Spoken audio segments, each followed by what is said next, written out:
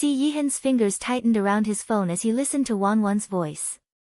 He had countless thoughts to say, countless questions to ask, but he couldn't form a single word. Wanwan, Wanwan, what?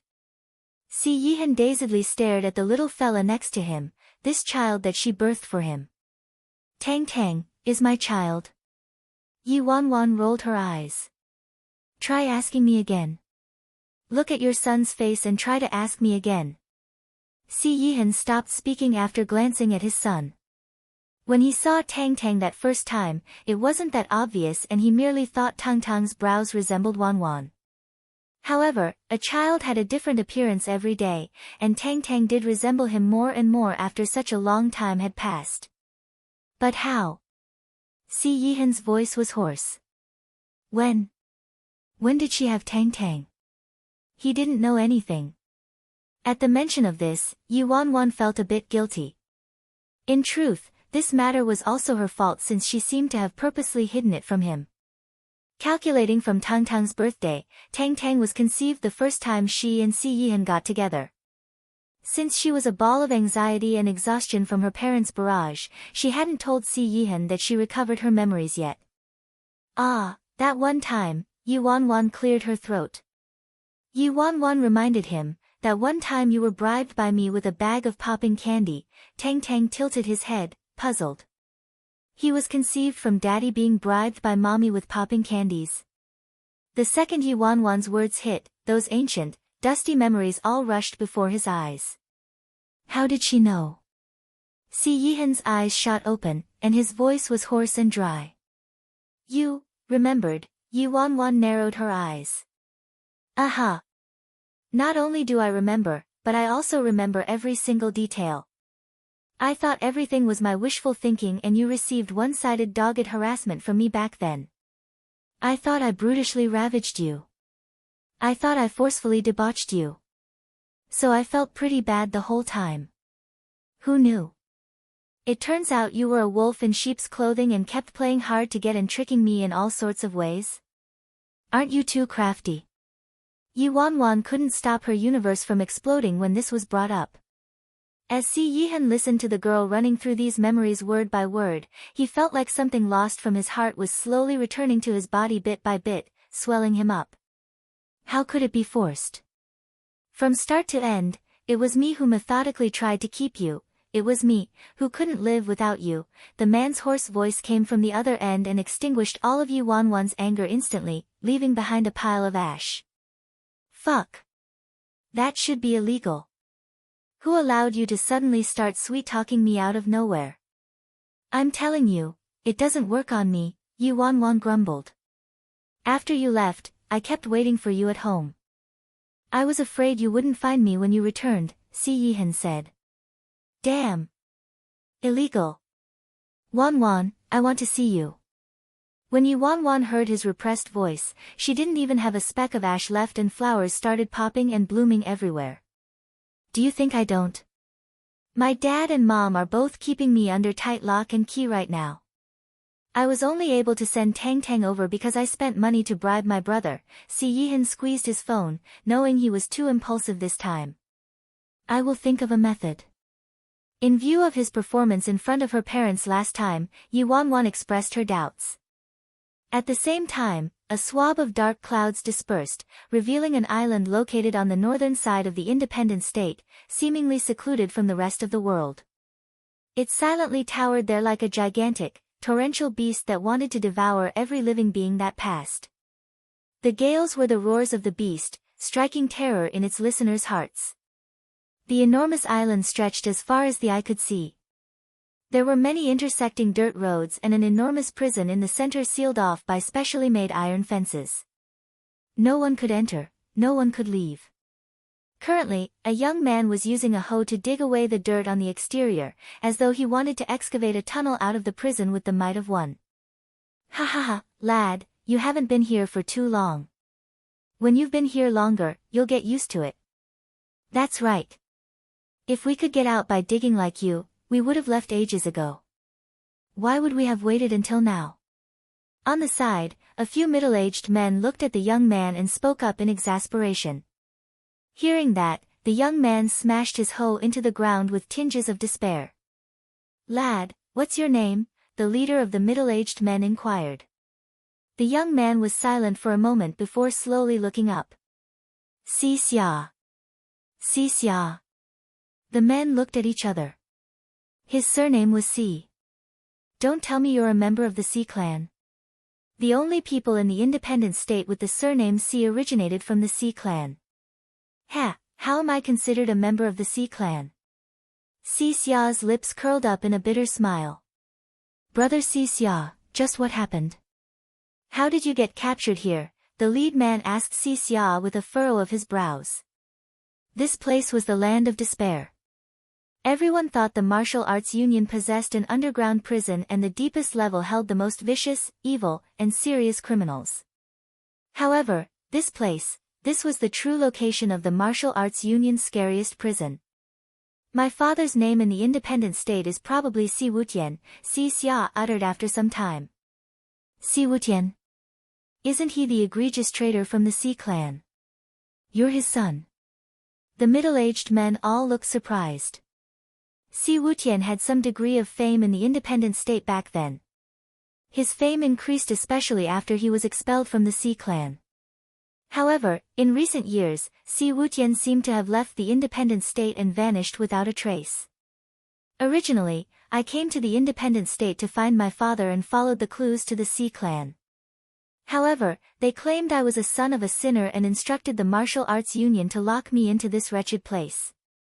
Si Xia's eyes shone coldly. After learning his story, the middle-aged men sighed. If that was the case, it was already an incredible fortune that the Si clan didn't kill Si Xia on the spot. There wasn't much to complain about. Suddenly, a boiling cauldron of voices invaded the island. There was news released that someone saw Ji Xiuran, Emperor Ji, on the island earlier. Even Emperor Ji got captured to this deplorable place. How's that possible? I can't believe it. Even a figure like Ji Xiuran it wasn't only Emperor Ji. There's also the leader of Heavenly Owl, Haitang I. Heavenly Owl? The Fearless Alliance's elder brother? Even Haitang got captured. Both Emperor Ji and Heavenly Owl are the most superior powers in the independent state. How could that be? It appears the independent state will really have a change of weather. In a shabby, dim jail where the smell of mold permeated the air, a man's good-looking face was ghastly pale without a trace of blood. A woman stared at the man, her brows locked together. Masterly, Xiuran's body, the leader of Heavenly Owl, Haitang, looked at the white-haired elderly man who was conducting an examination on the man. "There isn't any medical equipment here, so I'm unable to examine him in detail, but my preliminary calculation is that he probably only has a few months at most," Masterly replied with a shake of his head and a sigh. Haitang stared at Ji Xiuran, unable to imagine that this man was about to pass from this world. "It's fine." A placid smile spread across the man's pale face. "I've gained enough already. Truthfully, you should know, Haitang, that Emperor Ji's situation is considered a miracle already." Masterly shook his head. "Back then, it was me who diagnosed Emperor Ji's terminal illness and judged that he would only have 2 to 3 years left at most. The fact that Emperor Ji was able to prolong his life until today and survive relied entirely on unimaginable willpower. The price for this willpower was that he had to endure unimaginable pain every single day," Masterly lamented. "I didn't expect you to have entered this place with Haitang, Masterly," Ji Xiuran remarked. "That day, Masterly was enjoying some tea with me, so he encountered this undeserved calamity. I feel rather apologetic." Haitang turned to Masterly. "What are you saying, Haitang? Whether I'm captured or not would make no difference to me. How much longer can a bag of old bones like me possibly dwell on this earth? I'll eventually turn into a skeleton, so I don't mind," Masterly responded. "Masterly, is Xiuran's illness incurable?" Haitang asked with a frown. Masterly was silent for a moment before shaking his head. "To Emperor Ji right now, every day might be painful, right? It's bearable. Don't worry, Ji Shuran assured Haitang with a light chuckle. Emperor Ji, Haitang, I'm going to go out first to examine the conditions here. After Master Li fixed Ji Shuran's clothing, he stood up and left the jail. The jails here were tantamount to decorations. They weren't locked, and you could enter and leave as you wish, serving as living quarters essentially. It was this entire island that was the true prison. Unimaginable willpower. Is it because of worryless, Shuran? After Master Li left, Haitang turned to this man, whose perpetual smile still hung on his face. Even though he learned his time on this earth was limited and he needed to consume a large quantity of medicine every day and suffer from pain unimaginable to normal people, his face still wore that extremely infectious smile. Is it worryless that's allowed you to persevere until today? Is it because you couldn't accept not finding her? Haitang sighed. Ji Shuran grew silent. Why? A long while later, Haitang looked at Ji Shuran. You should know worryless better than me, no? And? Ji Shuran asked. Back then, you were diagnosed with a terminal illness by Master Li, so you intentionally distanced yourself from worryless. You loved her so much and considered her your life. Why didn't you tell her the truth? Why did you hurt her so thoroughly and distance her from you? Haitang said. Worryless. Ji Shuran sank into thought between responding, I merely consider her a younger sister. Younger sister? Haitang shook her head. Have you started fooling yourself too now? Ji Shuran smiled faintly and fell into silence. You know you wouldn't have much longer to live, so you intentionally alienated her and distanced her from yourself. Do you think I didn't know? You were unwilling to hurt her, so you chose to suffer by yourself. And last time, you clashed with Lord Azura at the Shin estate.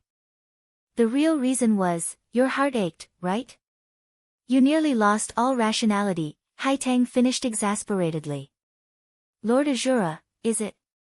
He should be someone worthy of being entrusted with her for the rest of her life, Ji Shuran murmured softly some time later. Was it worth it? Haitang asked a long while later. What do you think? Ji Shuran narrowed his eyes. Regardless of how intrustable someone else is, he's still not you. Haitang stared at Ji Shuran, this man who she couldn't understand at all. Pa! Suddenly, Ji Shuran spat out a mouthful of fresh blood. Are you okay? Haitang shot forward to support Ji Shuran. Ji Shuran was silent for a moment before slowly standing up. He shook his head and said, I don't have time. As Master Li said, right now, you suffer every day, right? Your strong willpower comes from worryless. Now that worryless has returned, your wish is fulfilled, right? You persisted for so long just so you could see worryless again, an indescribable emotion broiled in Haitang's eyes. Ji Shuran continued to stay silent. With your body's current condition, you can't attack at all. However, you exchanged blows with Lord Azura last time. You're killing yourself. If it weren't for that time, your body wouldn't have deteriorated this much, Haitang said. It's all the same. Ji Shuran shook his head. I said I don't have much time left. When they captured me, my illness happened to act up. Coming here, I consider it my last act, for worryless. The man trudged his way outside the cell, his face ashen. Staring after Ji Shuran's departing figure, Haitang didn't say a word. Just what did this man want to do? With his crippled body, what could he do currently? Haitang finally stood up as well and followed Ji Shuran. Elsewhere on the island, in an extremely dilapidated room, Ji Shuran slowly entered the room. Emperor Ji. The dozen or so men and women all stood up upon spotting Ji Shuran. Shuran, how did you get captured here? The leader, an apathetic man, stared at Ji Shuran and asked with a frown. The speaker was one of the 8 gods under Emperor Ji, the first god. No one had ever seen the first god and no one knew that this first god had landed on this island many, many years ago. Don't ask unnecessary questions. How's the investigation? Ji Shuran asked instead. The martial arts union. They must want to dominate the independent state, a woman answered after a while. Continue, Ji Shuran said. The first god replied, on this island, we discovered the direct line and the martial arts union have joined forces. Emperor Ji, you should also know that the direct line has started retaliating these last few years. They secretly persuaded every patrician family to defect and everyone who was unwilling to submit and pledge allegiance ended up assassinated later, the woman said with a frown. The martial arts union is behind all of this. Their ambitions will probably send the independent state into unrest. Ji Shuran closed his eyes and considered it for a moment before shaking his head. Not necessarily. It was true that the martial arts union was connected to the direct line, but they might not really be obeying the direct line. Emperor Ji, you mean, the martial arts union, huh? Interesting. Ji Shuran smiled faintly. Perhaps the martial arts union is protecting everyone. The people looked at each other, bewildered. The martial arts union? Protect everyone. Most of the factions on this island oppose the direct line. If the martial arts union was obeying the direct line, what they would have done is kill us, not imprison us, Ji Shuran quietly explained. Ji Shuran's hypothesis exceeded everyone's expectations. However, no one dared to vocalize any doubts. Ji Shuran, the youngest sage in the independent state. This man had never been wrong in any of the life or death decisions he made regarding the Ji family or his underground syndicates. Not a single one. Right now, Ji Shuran's breathing was a bit chaotic, and his back was bent. He took this opportunity to sit down on a nearby shabby chair. Actually, I knew beforehand that the martial arts union wanted to act against me.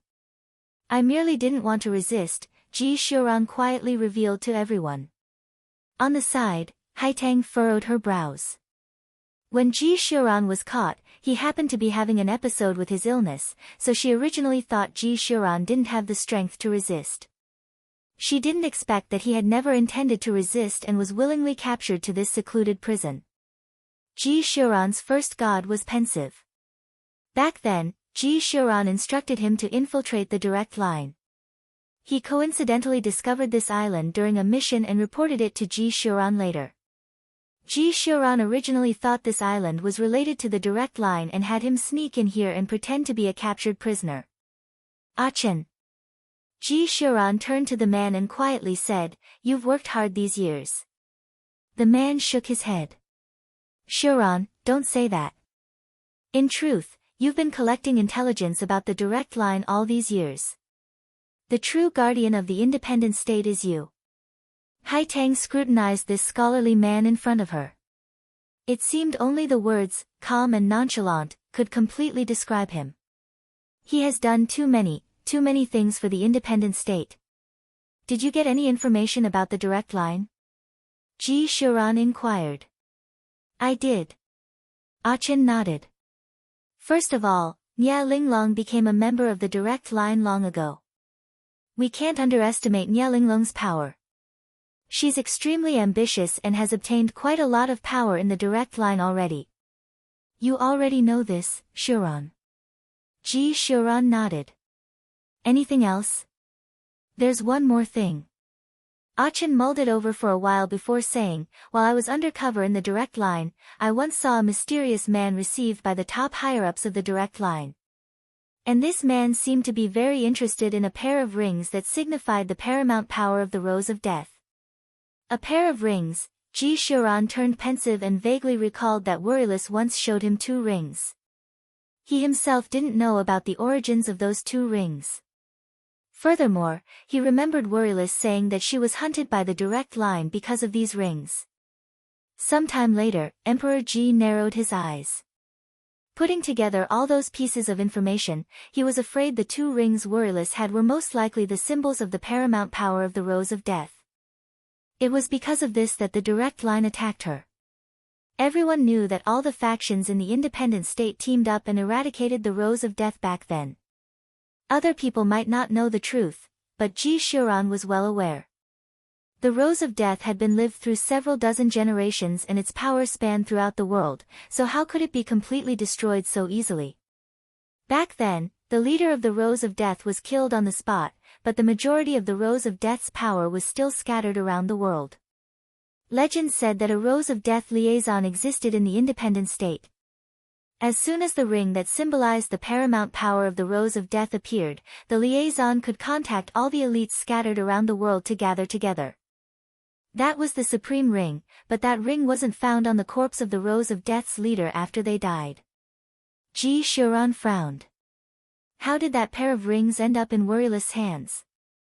The only thing he knew was that the previous leader of the Rose of Death was somewhat related to the Nye family. They were distant relatives if he recalled correctly. However, during that battle, the Nye family placed righteousness above family loyalty and participated in the eradication of the Rose of Death's leader. Just what connection is there? What does it all mean? Ji Shuran murmured, his complexion turning paler. Haitang became anxious. Shuran, stop thinking. Rest a little first, this man's body was starting to fail already. Do you have a pen and paper? Ji Shuran inquired instead. I do, but Shuran, your body. Achin's face brimmed with worry. It's fine. Give me a pen and some paper, Ji Shuran instructed. Achin sighed. He knew that no one could change Ji Shuran's mind after he decided. Achin had no choice but to take out a pen and paper. Mysterious person. Ring. The direct line. What is the relationship between these three things? Ji Shuran's pen rapidly raced across the yellowing piece of paper, writing down query after query. Right now, Worryless's enemies were the martial arts union and the direct line. Precisely speaking, it was that mysterious man who could freely enter and leave the direct line. The mysterious man was interested in the rings Worryless possessed, which was why she was hunted.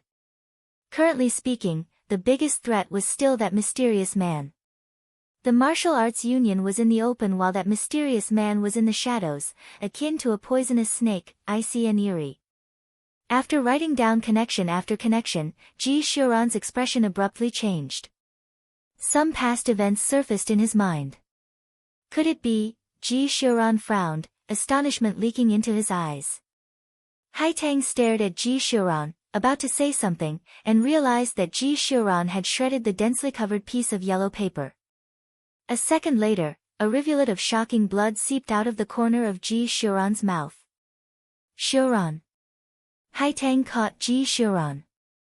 This man is using his own life as fuel. Why is he doing this? How can he disregard his own life? Haitang. Emperor Ji. Masterly burst inside and hastily said, a foolish youth named Si Xia who arrived recently couldn't stand being trapped inside the prison and actually attempted to escape by swimming. Coincidentally, during his escape, he actually discovered the martial arts union supply storehouse. There's a large amount of medicine in there. It might be useless. Haitang's expression was complicated. Shuran's body can't maintain itself any longer, relying solely on drugs, perhaps. You should know better than me, right, Masterly? Everyone's expressions quickly dimmed. Indeed, it was as Haitang said, Ji Shuran had grown resistant to the drugs. Further, his body was deteriorating too significantly, so even if he didn't have any drug resistance, the side effects of the medicine would be enough to take Ji Shuran's life away. Ji Shuran panted heavily and promptly pulled out the pen and paper again. He wrote a large block of words before folding the paper and tucking it away in his pocket. Thank you for your company these years, everyone. Ji Shuran looked at them, a gentle, soothing smile on his face.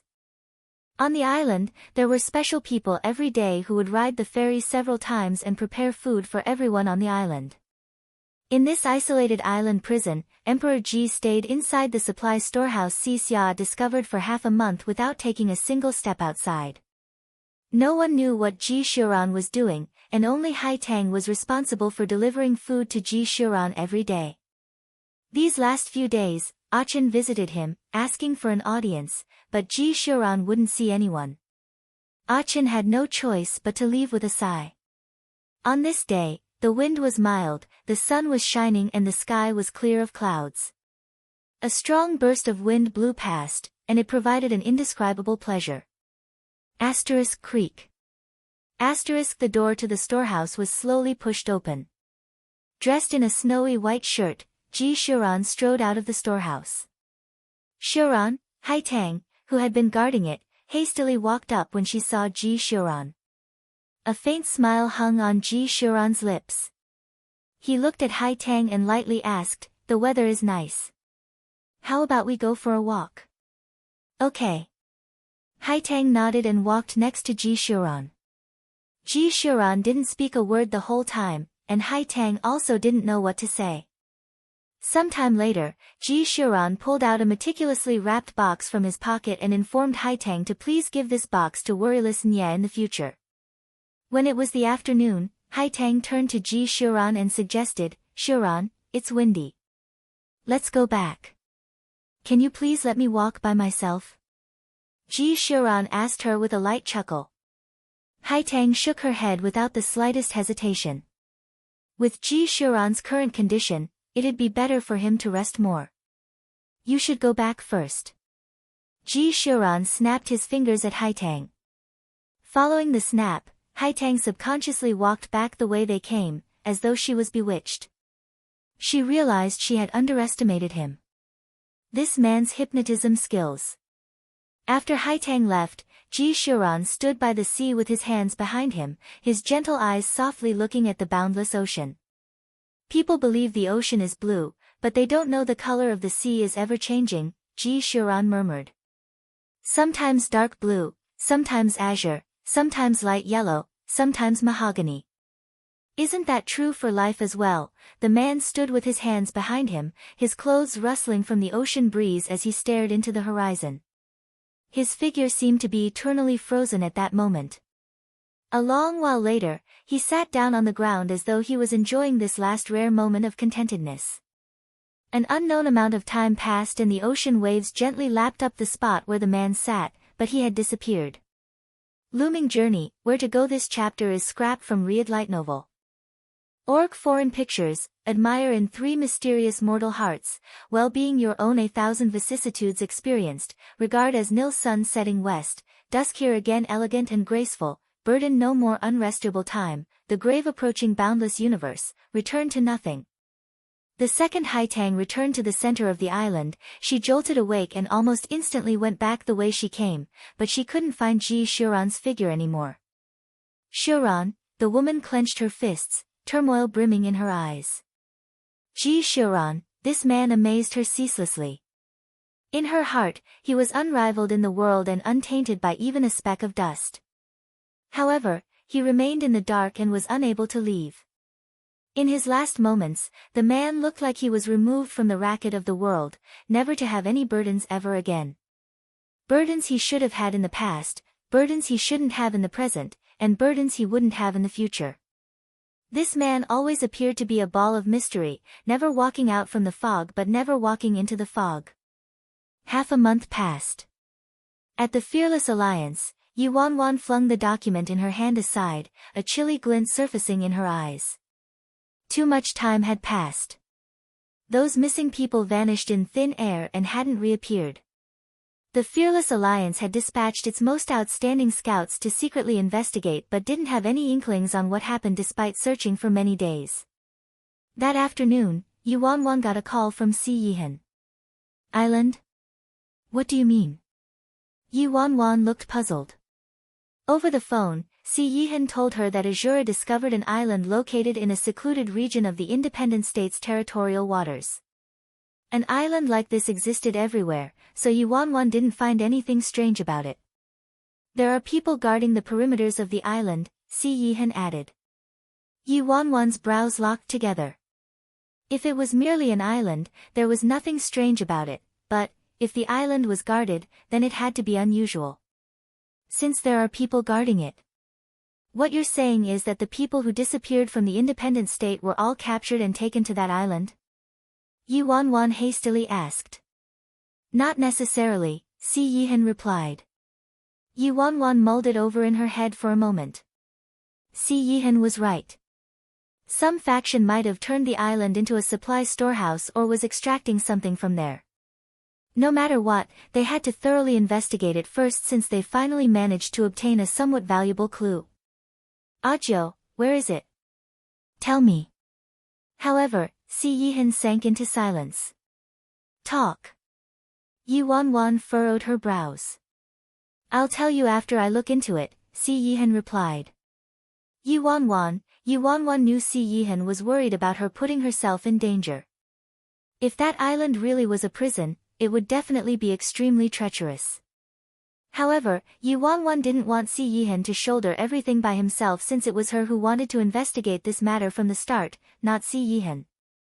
Nonetheless, based on Yi Wanwan's understanding of Si Yihan, she knew he wouldn't say anything more regardless of how she pressed the issue, so she didn't bother wasting her words. How's Tang Tang? Is he doing alright with you? Yi Wanwan asked instead. He misses you, Si Yihan replied. Before Yi Wanwan could respond, he added, me too. Yi Wanwan, why the heck do I feel like his EQ skyrocketed?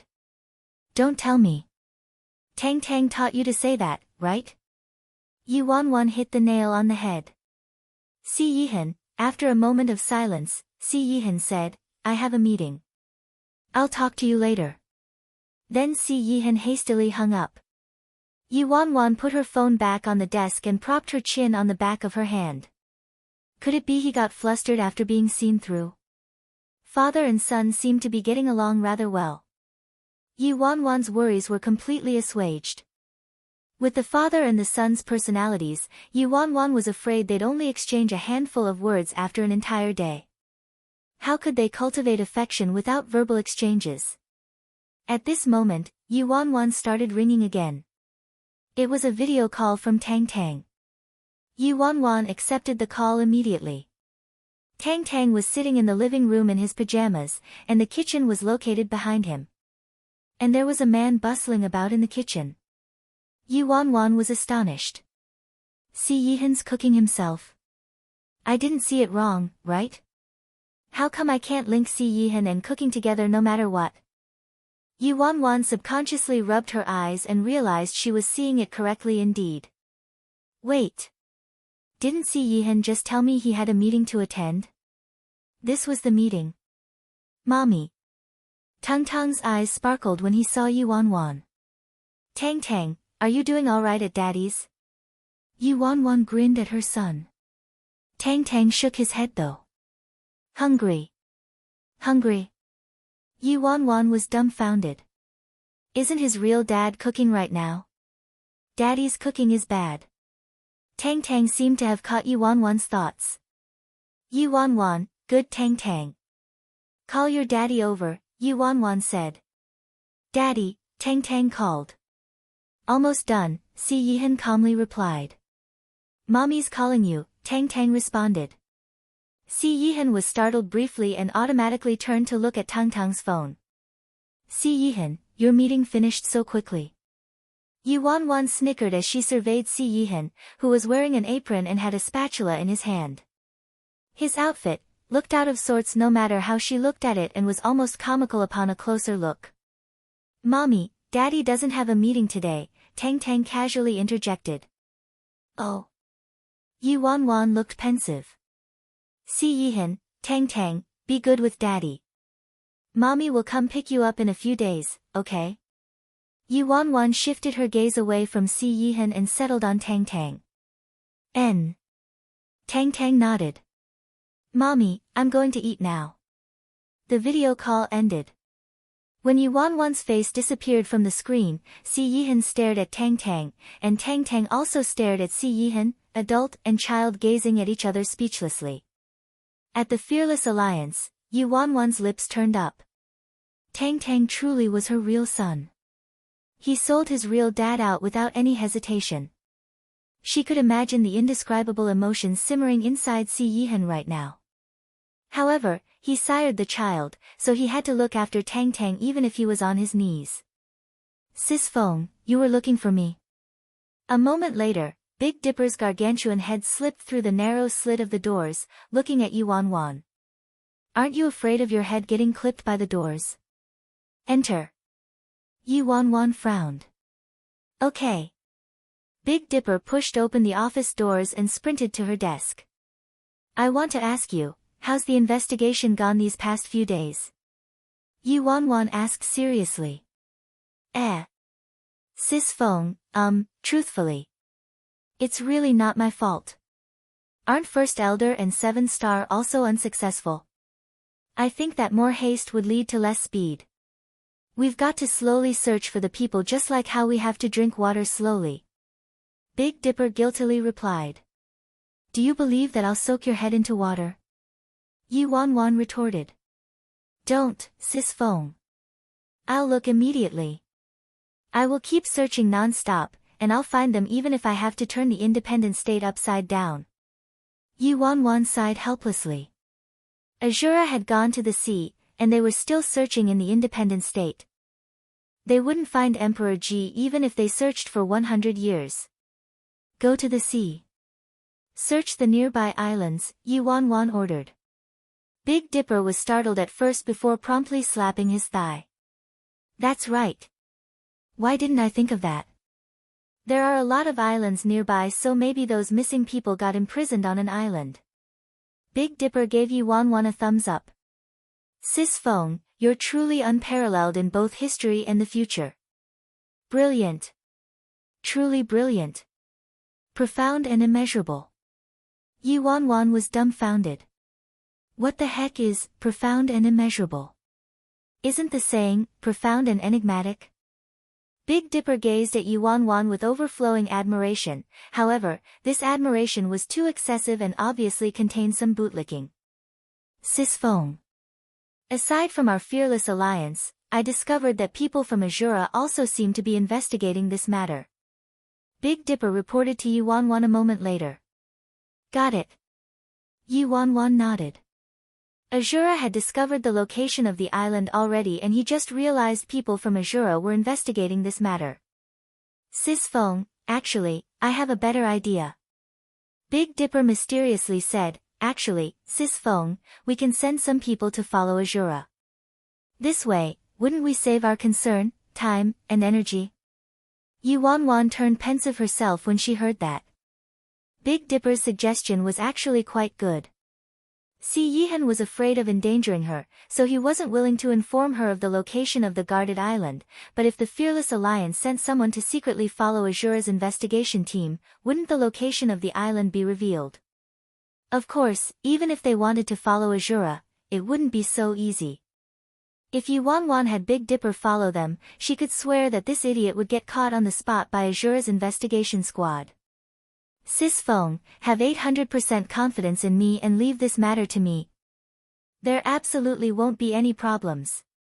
I'll have our men take the water route and investigate the nearby islands while I, the youngest super right-hand man of the Fearless Alliance, will take on the burden of personally following Azura's investigation team. That way, it doesn't matter which side gets the information first. We'll win no matter what. It's perfect. Big Dipper looked incredibly excited. Sis Feng, I'm a genius, right? Yi Wanwan felt her head pounding and massaged her temples before looking at Big Dipper again. No need. You better personally investigate the nearby islands instead. Huh? Why? Big Dipper was flabbergasted. Tailing someone. It's my specialty. Why? Yi Wanwan glanced at Big Dipper. I'm afraid I will need to go to Azura and pay a ransom for you later. Big Dipper, despite Big Dipper's intense request, Yi Wanwan continued to reject him multiple times without any hesitation. In the end, Big Dipper could only downheartedly lead people to inspect the waters. As for tracking Azura's investigation squad, Yi Wanwan handed the responsibility to First Elder and 7 Star. In the Fearless Alliance, First Elder was knowledgeable and multi-talented while 7 Star was steady and reserved. These two people working together made Yi Wanwan feel rather at ease. No major problems would likely occur. Yi Wanwan used these few days to make a trip back to the Nye residence. Madame Nye and Patriarch Nye kept asking for news about Tang Tang, and Yi Wanwan could only carefully fend them off and tell her parents Tang Tang was still going to school and had a lot of school assignments recently. Thankfully, her parents didn't press too hard and didn't seem to be suspicious. 2 days later, Nia Linglong returned to the Nia residence though and apologized to Yi Wanwan with great sincerity in front of Madame Nia and Patriarch Nia. Sister, I'm sorry. If I wasn't deceived by that impostor, you wouldn't need to have suffered so many grievances. It's all my fault for making you suffer, sister. Nia Linglong stood in the living room, looking at Yi Wanwan with an anxious expression. Yi Wanwan smiled faintly. What are you saying? You were also tricked. After all, you aren't intelligent to the point of seeing through an impostor with a single look, right? Nia Linglong's eyes were brimming with apathy when she heard that, but she replied, You're right, sister. Yi Wanwan's lips turned up, humor brimming in her eyes. Yi Wanwan had no idea what Nia Linglong's objectives were, but no matter what, since this woman wanted to play, she would play with her to the end. Now, Nia Linglong and that impostor didn't have a dominant foothold in the Nia family anymore, and Yi Wanwan had the complete upper hand. However, she currently didn't need to launch a ferocious attack on Nia Linglong yet. Yi Wanwan merely wanted to see what objectives Nia Linglong had and what she wanted to do by staying undercover in the Nia family. Linglong, you should indeed apologize to your sister Worryless, Madame Nia said to Nia Linglong. Yes, Mom, I know that if it wasn't for me, sister wouldn't have suffered so many grievances. Nia Linglong sighed helplessly. We can only blame that impostor for having such good acting skills and preparing thoroughly before pretending to be sister, so it was very hard for me to see through her. Upon hearing this, Patriarch and Madame Nia directed a few glances toward Nia Linglong. In truth, they couldn't blame Nia Linglong completely. They were Worryless parents, but didn't they also not discover that impostor's identity? Linglong, did you really mistake Worryless? Patriarch Nia meaningfully looked at Nia Linglong. Nia Linglong nodded with great certainty and replied, Dad. That impostor truly concealed herself too well. Moreover, didn't Dad and Mom also not realize the truth? Patriarch Nia and Madame Nia met each other's eyes. This truly rendered them speechless. Dad, Mom. Yi Wanwan looked at her parents and faintly smiled. Sister Linglong was also deceived. No matter what, she merely wanted to find me as soon as possible. Patriarch Nia and Madame Nia glanced at Yi Wanwan but didn't say anything else. The matter regarding Nia Linglong mistaking Worryless Nia still required a thorough investigation. Sister, I'm very sorry, Nia Linglong said to Yi Wanwan. Ha, nonsense, there's nothing to apologize between us sisters, Yi Wanwan replied with a light chuckle. After leaving the Nia residence, Yi Wanwan returned to the Fearless Alliance's headquarters. You were looking for me, President?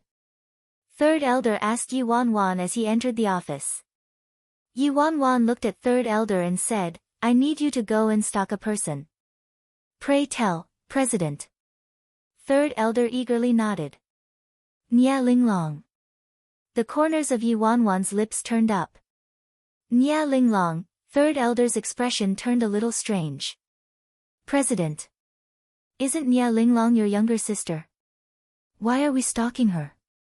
Who didn't know about Worryless Nia and Nia Linglong's relationship? Furthermore, they now knew that their president's true identity was Worryless Nia of the Nia family and was Nia Linglong's sister. Don't ask about this point. Just remember that from today onward, every place that Nia Linglong visits, every person that she sees, you have to remember them all with no oversights, Yi Wanwan instructed seriously. Don't worry, President. Leave this matter to me. I'll track her perfectly, Third Elder agreed with a nod. Third Elder was about to leave when Yi Wanwan stopped him. Nia Linglong probably isn't as simple as she appears, so you also have to be extremely careful. You mustn't get discovered by her. There's one thing you must remember though. If Nia Linglong discovers you, forget about everything. Fleeing is the best strategy. Yi Wanwan specifically warned. Based on Yi Wanwan's observations, Nia Linglong absolutely wasn't as simple as she appeared. If she wanted to topple the Nia family using a mere impostor, that was an utter fantasy story. Unless A. Nia Linglong was overly powerful herself. B. Nia Linglong had a supporter behind her. See, this was the undesirable outcome to Yuan Wan. Nia Linglong was overly powerful herself and she had a supporter behind her. What are you worried about, President? Third elder expressed his incomprehension toward Yuan Wan. Yuan Wan stayed silent. Perhaps she was overthinking, but she had a nagging feeling that this investigation and tracking of Nia Linglong wasn't a simple mission and might even prove treacherous. Her earlier words were uttered in hopes that Third Elder would treat this mission very cautiously and wouldn't lower his guard in the slightest. Anyway, remember these following words: as soon as there's anything that can threaten your life, abandon this mission immediately, Yuan Wan ordered solemnly. Third Elder smiled. His president was probably underestimating him. He was merely stalking a woman, so how could his life possibly be threatened? Don't worry, President. This subordinate will definitely operate carefully and absolutely won't slip up. After saying that, Third Elder left the office without looking back. As soon as Third Elder left, Nameless Nia entered her office with a devil-may-care attitude. My dear sister, what are you doing? Nameless Nia sat down on the sofa flippantly and picked up an apple from the fruit tray. Yuan Wan immediately glanced at him. Him coming to the Fearless Alliance definitely didn't represent anything good. Perfect, I still need to settle an account with you, yet you came running to me yourself, Yuan Wan grumpily said. Yesterday, you came to the Fearless Alliance and used my name to force the Fearless Alliance to hire your squad. What are you doing, huh? Does my Fearless Alliance lack manpower? Sister, what are you saying? The mission that the Fearless Alliance needed to do yesterday was so dangerous. The Fearless Alliance is yours, sister, and I'm your real brother, so of course I need to look after you well. I'm telling you, the squad the Fearless Alliance hired is my best team. Nameless Nia hastily said. Yuan Wan, freaking, they're good, but the main point is, their hiring fee is also high. The Fearless Alliance hasn't worked in their old profession for a while now, so, their finances were quite tight right now. Did you come here because Dad and Mom wanted me to go back? Yuan Wan asked curiously. Nameless Nia shook his head and replied, Sister, haven't you been searching for those missing people lately? Since the Fearless Alliance hasn't found any leads despite searching for so long, how about, you hire my squad? I can swear to the heavens that my squad is absolutely handy. Yuan Wan nearly spat blood onto his face. Is this idiot seriously that poor? She previously heard that Nameless Nia led spray of flowers and Taoist devotee to Azura and hustled a large sum from them. Yuan Wan was about to refuse him when her eyes turned and a smile spread across her face. Don't worry about the search for the missing people, brother. However, I do have something here for you. Nameless Nia finished eating the rest of his apple with one bite and hastily said, Look. What did I say? What problem do you have, sister? You have to tell me, your brother. I'm your real brother. Which real brother wouldn't love his younger sister? Hurry and tell me. What is it? I have lots of people. Yuan Wan, you freaking. You just want to earn money. Yuan Wan's lips turned up into an inscrutable smile. In truth, it's very simple. I want to stalk someone. Can your people do it? It might be somewhat dangerous. Damn. Stalking. That's our specialty. Regardless of whether the one you want to follow is human, ghost, or demon, we can do it all. Nameless Nia nodded and instantly sat up straight, looking rather like a boss. I don't need you to stalk demons and ghosts. Help me stalk Nia Linglong. A chilly glint flashed through Yuan Wan's eyes. Sure. Anyone you want. Don't worry. Nameless Nia vehemently nodded.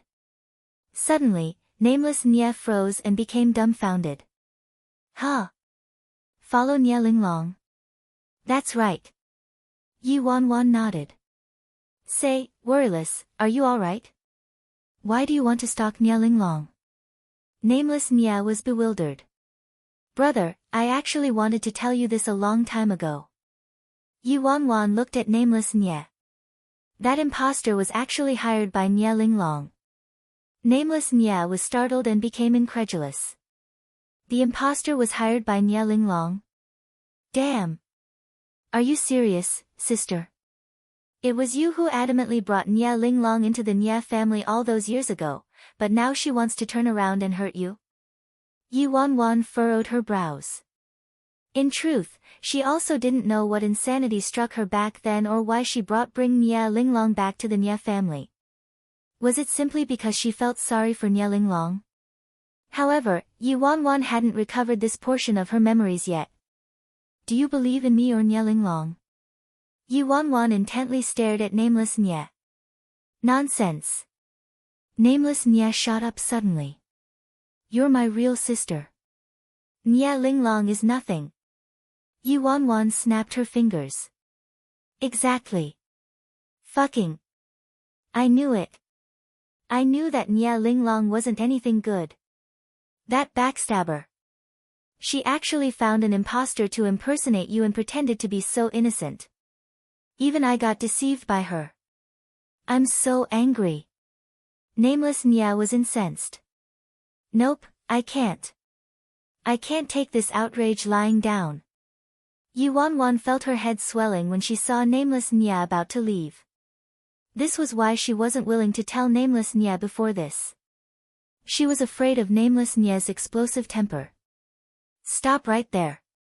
Yi Wanwan immediately sprinted forward and blocked his path. Nameless Nye asked, worryless, why are you stopping me? Since when did you turn into a living Buddha, huh? Nye Linglong is stomping on your head and shit.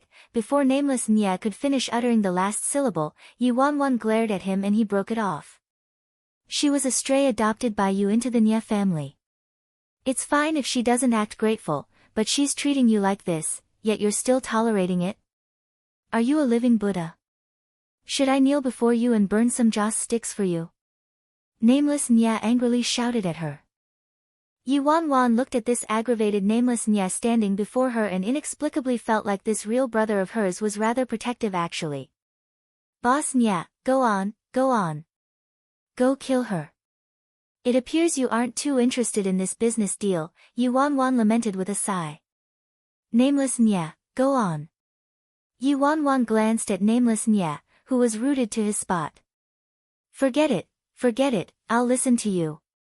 Let's talk business first. Nameless Nye seriously sat back down on the sofa. I want your best scouts to help me monitor Nye Linglong's every move, and you can't allow her to discover you, Yi Wanwan said grimly. For some reason, Yi Wanwan felt her mind ill at ease regarding Third Elder. Although it was just a feeling, Yi Wanwan didn't dare to take a gamble. She felt like Third Elder might die while investigating Nye Linglong. Although Third Elder obeyed Yi Wanwan's every word, his bad habits were difficult to correct. He was overly arrogant. Third Elder would definitely look down on Nye Linglong, and that might turn out to be a ruinous mistake for him. In truth, Third Elder wasn't the only one. Who in the Fearless Alliance wasn't arrogant and conceited?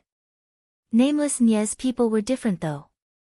Yi Wanwan had interacted with Nameless Nye's mercenary teams before. They were true teams with a distinctive division of tasks. Although each squad didn't have a lot of members, each member was the creme de la creme and formed a terrifying formidable team together. As long as you paid them adequately, they would provide you with an unprecedented feeling of safety. On the other hand, if you didn't pay them enough, the results were unpredictable. Don't worry, sister. However, sister, I have a lot of mercenary teams under me, and each has a different price. What price range do you want? Nameless Nye asked inquisitively. This amount. Yi Wanwan extended one finger. 100. Nameless Nye was dumbfounded. 100, it's not even enough for a meal. Yi Wanwan shook her head. 1,000. 1,000 also isn't enough. Yi Wanwan narrowed her eyes. Keep guessing. 10,000. Fine, that's barely enough. Nameless Nye nodded. I will give you 110,000, Yi Wanwan said. 10 million. Nameless Nye's eyes bulged out. 110,000s or 10 million? 1 million, Yi Wanwan snapped, irritated. Nameless Nye swore a blood oath back then that he would bring work to the independent states' mercenaries and get the lowest price to perform the best missions. Giving him 1 million was already an enormous sum, yet he actually wanted 10 million? Why didn't he go rob someone? Read more chapter on our VIP novel. Calm, 1 mission. Sure, that works too. Nameless Nye nodded frantically. Don't worry, sister, I'll give you the best team I have. Don't look at me, this money doesn't end up in my pocket. It's all theirs. I only get 15% of it. Brother, tell your people to be more careful. Also, watch over our third elder from the Fearless Alliance, and don't let him get into any danger. I have a feeling that Nye Linglong isn't that simple. Yi Wanwan furrowed her brows. Sister, don't worry, I know what to do. Your brother isn't good at other things, but I'm a genius in this area. After saying that, Nameless Nye immediately called his team. Hey. I accepted a big job. You're going to have to treat me. I'll tell you the details when I get there. Yi Wanwan sighed exasperatedly as she watched Nameless Nye leave. Are they at all concerned about Nye Linglong? In truth, hiring Nameless Nye's team this time was a form of double insurance. This 1 million was spent too well. If Third Elder didn't discover anything, she still had Nameless Nye's team. If Third Elder was in any peril, Nameless Nye's team could act rapidly. It was killing 2 birds with 1 stone. After dealing with this problem, Yi Wanwan rested for a few moments inside her office. Now that she had recovered her identity as Worryless Nye, it was time to go to Scarlet Flame's Academy to put her cards on the table. Back then, she was the super prodigy of Scarlet Flame's Academy and was also their legendary demon instructor, so she had to have possessed a lot of honor points. She needed to use Worryless Nye's identity to check how many honor points she had and then ask the headmaster to hypnotize her again. Actually, Yi Wanwan was very curious why she brought Nye Linglong back to the Nye family. Moreover, it was time to recover the bits and pieces of memory related to Nye Linglong. Late at night, in a secluded spot in the back of the independent state, an elderly man was dressed in black and rapidly dashed through the night as though he was a phantom sliding into the ground. Soon, the elderly man's figure paused, and he examined the woman in the distance. Third Elder's face was icy as he stared at Nye Linglong. He found it really strange why the president made him follow a woman like this and even said, this woman might threaten his safety.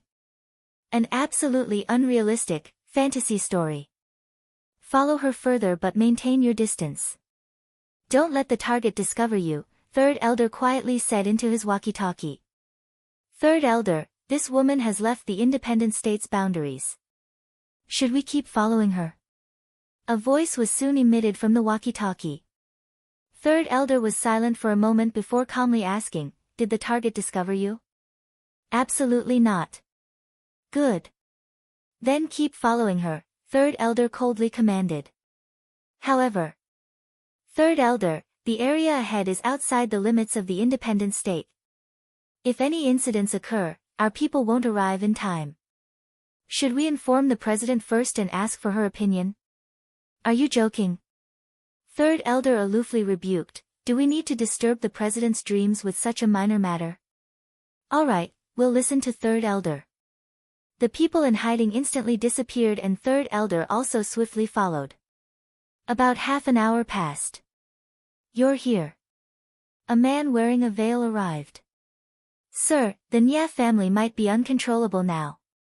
Thankfully, the impostor was killed by that idiot, Nameless Nye, or else I might have also been exposed. However, even so, Patriarch and Madame Nye are also suspecting me now, so they might raise cautions against me at any time, Nye Linglong reported to the mysterious man. Ha! The veiled man chuckled lightly. It's fine if things with the Nye family fails. It's not an issue. Right now, Worryless Nye is back with the Nye family, and there's a pair of rings in her possession. Your current mission is to retrieve those rings. Okay, I understand. Nye Linglong nodded. Oh right. Nameless Nya is a bit annoying. Sir, if we eliminate Nameless Nya, the Nya family will become nothing, and we can easily capture the Nya family, Nya Linglong added. The mysterious veiled man fell into silence before responding, all right. If there's an opportunity, eliminate Nameless Nya. But remember, you don't need to directly attack him. There are many methods to kill people like him. Understood, Nya Linglong replied and turned to leave. Hold on, the mysterious man called. Sir. Nya Linglong looked at him. Linglong, did you not realize you were followed for so long? The mysterious man asked. Nya Linglong's lips turned up. I discovered ages ago, but they're just flies. I originally planned to take care of them after seeing you, sir. Be more prudent. After saying that, the mysterious man turned and swiftly disappeared into the pitch-dark night. Only Nya Linglong remained. Nya Linglong expressionlessly inspected her surroundings. What? Worryless Nya sent you here to die? A cold glint flashed through someone's eyes. This woman actually discovered them a long time ago and confronted them without any fear. How confident. Third Elder, we're exposed. What should we do? Third Elder deliberated for a moment before coldly saying, I'll meet her. Third Elder walked out from his hiding spot. I was wondering who it was. So it's an elder from the Fearless Alliance. Nya Linglong stared at Third Elder, her lips curling up with an inexplicable smile. Little girl, our president brought you back to the Nya family when you were young, and the Nya family raised you to adulthood, but you're ungratefully repaying their kindness by stabbing them in the back. Not only do you want to kill Nameless Nya, but you also want to overthrow the entire Nya family. How marble-hearted you are, Third Elder coldly said to Nya Linglong. Marble-hearted? Nya Linglong glanced at Third Elder and snorted. I don't think so. I heard that you killed even your own son, so if we put it like that, aren't you more marble-hearted than me? Third Elder harumphed. Back then, the president wasn't here. So what if I sacrificed a distant son for power and prestige? However, I wouldn't treat anyone I was indebted to like you did. I can tell that everyone from the Fearless Alliance likes to quibble and make excuses, Nya Linglong retorted. Enough nonsense. Will you come with me to see the president of your own will, or do I need to break your limbs and tie you up to bring back to the president? Third Elder shouted aggressively. Nya Linglong stared at Third Elder with a sneer. If it was when Xiren from your Fearless Alliance, perhaps you would be semi-qualified to play with me. But you old and feeble weaklings, you're dead. Upon hearing Nya Linglong calling him an old and feeble weakling, Third Elder's eyes shone coldly, and he turned into a black shadow, charging toward Nya Linglong. Forget about you. Even if Worryless Nya and her peak came here personally and you two teamed up, so what? As Nya Linglong spoke, a loud bang was heard as she fiercely slammed into Third Elder. That noise resounded in the spectators' ears like a clap of thunder in the summer sky. The hidden scouts from the Fearless Alliance felt their foreheads soaked with sweat as they watched the intense fight between Third Elder and Nya Linglong underneath them. They couldn't intercede in this level of fighting. If they tried to help right now, it would be the same as hampering Third Elder. Hurry and call for support, the scout said. This is outside the independent state's boundaries, where can we call for help? This location wasn't considered inside the boundaries of the independent state's territory, so whether they could get into contact with people from the Fearless Alliance or not was one thing. Even if they did, it would be daytime by the time their backup arrived. Damn, Third Elder probably isn't a match for that woman, the scouts couldn't help but frown as they watched the fight below. Right now, Third Elder's breathing had turned rapid already. Nya Linglong was too nimble and her figure was difficult to distinguish. He seemed to have seen similar techniques a long time ago. You're a member of the Direct Line? Third Elder demanded coldly. Most of the Direct Line's body techniques look like this. Is there any point for a person about to die to know who I am? Nya Linglong loosely grasped a bloody dagger as she stood in her spot. The Nya family. You're the daughter of the Direct Line's fifth elder. Third elder suddenly recalled something. Back then, the direct line's fifth elder died in the great battle between the direct line and the collateral branch, and his daughter was stranded in the independent state. Could it be the president thought Nia Linglong to be pitiful and brought her back to the Nia family to be raised? What in the world was the president thinking? Didn't she know Nia Linglong was the daughter of the direct line's fifth elder? Nia Linglong snorted but didn't say anything. The dagger in her hand glinted eerily, and her speed turned extremely fast. It was incredibly difficult to see her clearly with the human eye, especially on such a pitch-black night. Third elder lifted his arms like he was facing a powerful enemy when Nia Linglong reached him. The sound of the dagger ruthlessly piercing into third elder's arm was heard, and fresh blood splashed everywhere. Bang! Third elder reacted extremely fast and he angrily roared as he mercilessly struck Nia Linglong's abdomen, ignoring the ripping agony in his arm. A second later, Nia Linglong retreated several steps back. "You're truly a loyal and devoted dog." Nia Linglong surveyed third elder in good spirits, whose body had been nearly dyed completely red from his blood. "A bunch of hogwash. Come here and die." Third elder yelled. "You won't be so lucky this time." Nia Linglong raised her dagger again, and there was a chilly glint reflecting off of it akin to a bloodthirsty demon. Swish! The cold glint flickered, dashing through the air extremely fast. Third elder didn't even have time to react to Nia Linglong's speed. By the time he could react, he could feel an iciness about to pervade his chest. In a fraction of a second, a stone shot out from the dark and precisely hit the dagger in Nia Linglong's hand. "Who?" Nia Linglong shouted coldly. Managing to narrowly escape death, third elder took a deep breath and also scrutinized his surroundings. "Oh dear, have I disturbed you?" An extremely thin but good-looking man slowly walked out from the dark. A man and woman followed after him. The large character, "Hire," was printed on these three people's clothes. Nameless Nia's people. Nia Linglong's eyes narrowed pensively when she saw this trio. It appeared she was completely exposed. "Fearless Alliance, tell your president to quickly wire the payment to our captain's account as soon as possible. We're at the point of having nothing in the pot from how poor we've been lately." The thin man yawned before speaking to third elder. Third elder was confused. He had no idea what this person was saying. Wire the money to their captain's account? What did that mean? "Nia Linglong, will you keep fighting with this old man from the Fearless Alliance?" The thin man's gaze settled on Nia Linglong. "Little captain, she definitely won't have the guts to attack now that she's seen us." The pretty girl laughed cheerily. "All right, Aya, have some fun with her," the thin man said. "Okay." The girl called Aya pulled out a dagger from her clothes too and skipped toward Nia Linglong. Immediately, the two daggers clashed and sparks flew.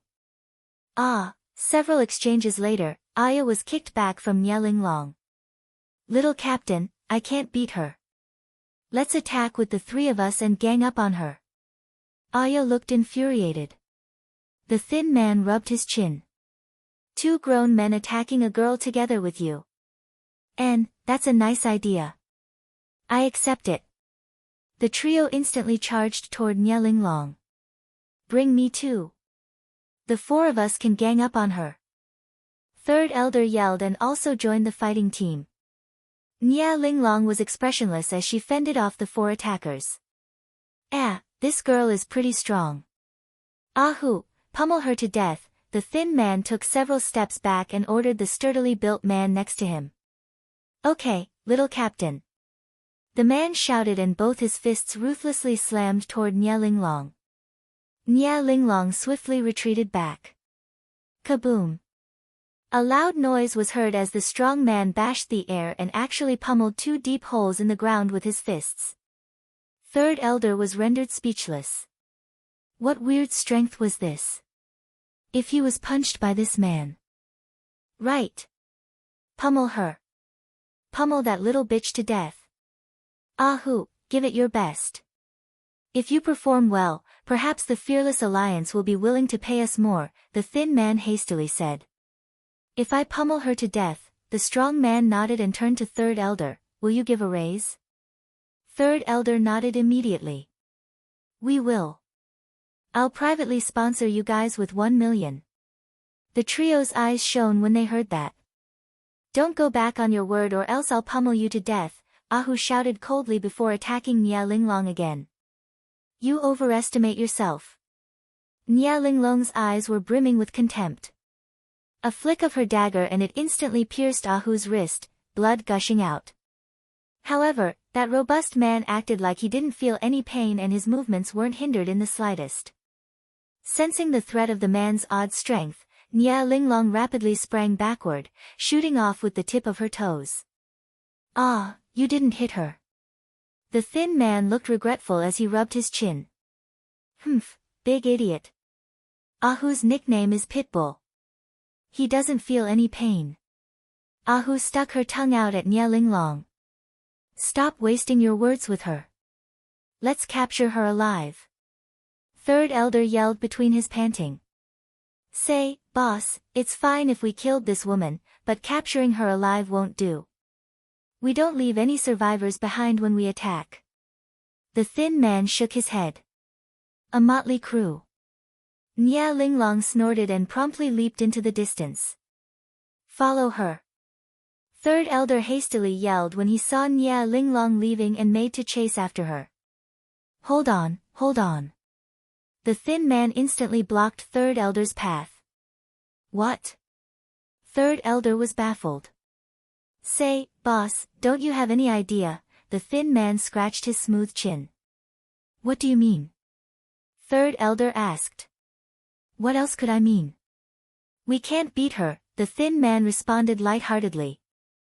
Third elder, that woman is too fast and nimble but her attacks are vicious and fierce. She's a difficult opponent. Even if we did have a fighting chance, we'd have to pay a bitter price. 2 million isn't worth it, nope. The thin man shook his head. That's right, it's not worth it. And we've finished our mission already. Aya vehemently nodded. Thank you, third elder said while cupping his fists.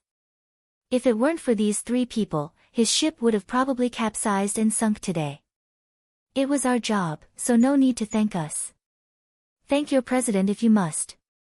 After saying that, the thin man led Ahu and Aya back into the night. Oh right, remember to wire your 1 million into our captain's bank account or else we'll pummel you to death, the thin man yelled without looking back, and the trio quickly disappeared into the night. At the Fearless Alliance headquarters, Yi Wanwan's lips twitched as she looked at third elder and his bandaged arm. The scouts had fully reported the situation to her already. What did she tell third elder? Leave if he was discovered. This old guy was great. He directly went up and started fighting with Nia Linglong. Thankfully, she had the foresight and a nagging feeling that Nia Linglong wasn't a simpleton, so she hired a squad under nameless Nia with 1 million. Otherwise, third elder would have perished in Nia Linglong's hands this time. President, this was a miscalculation on my part this time.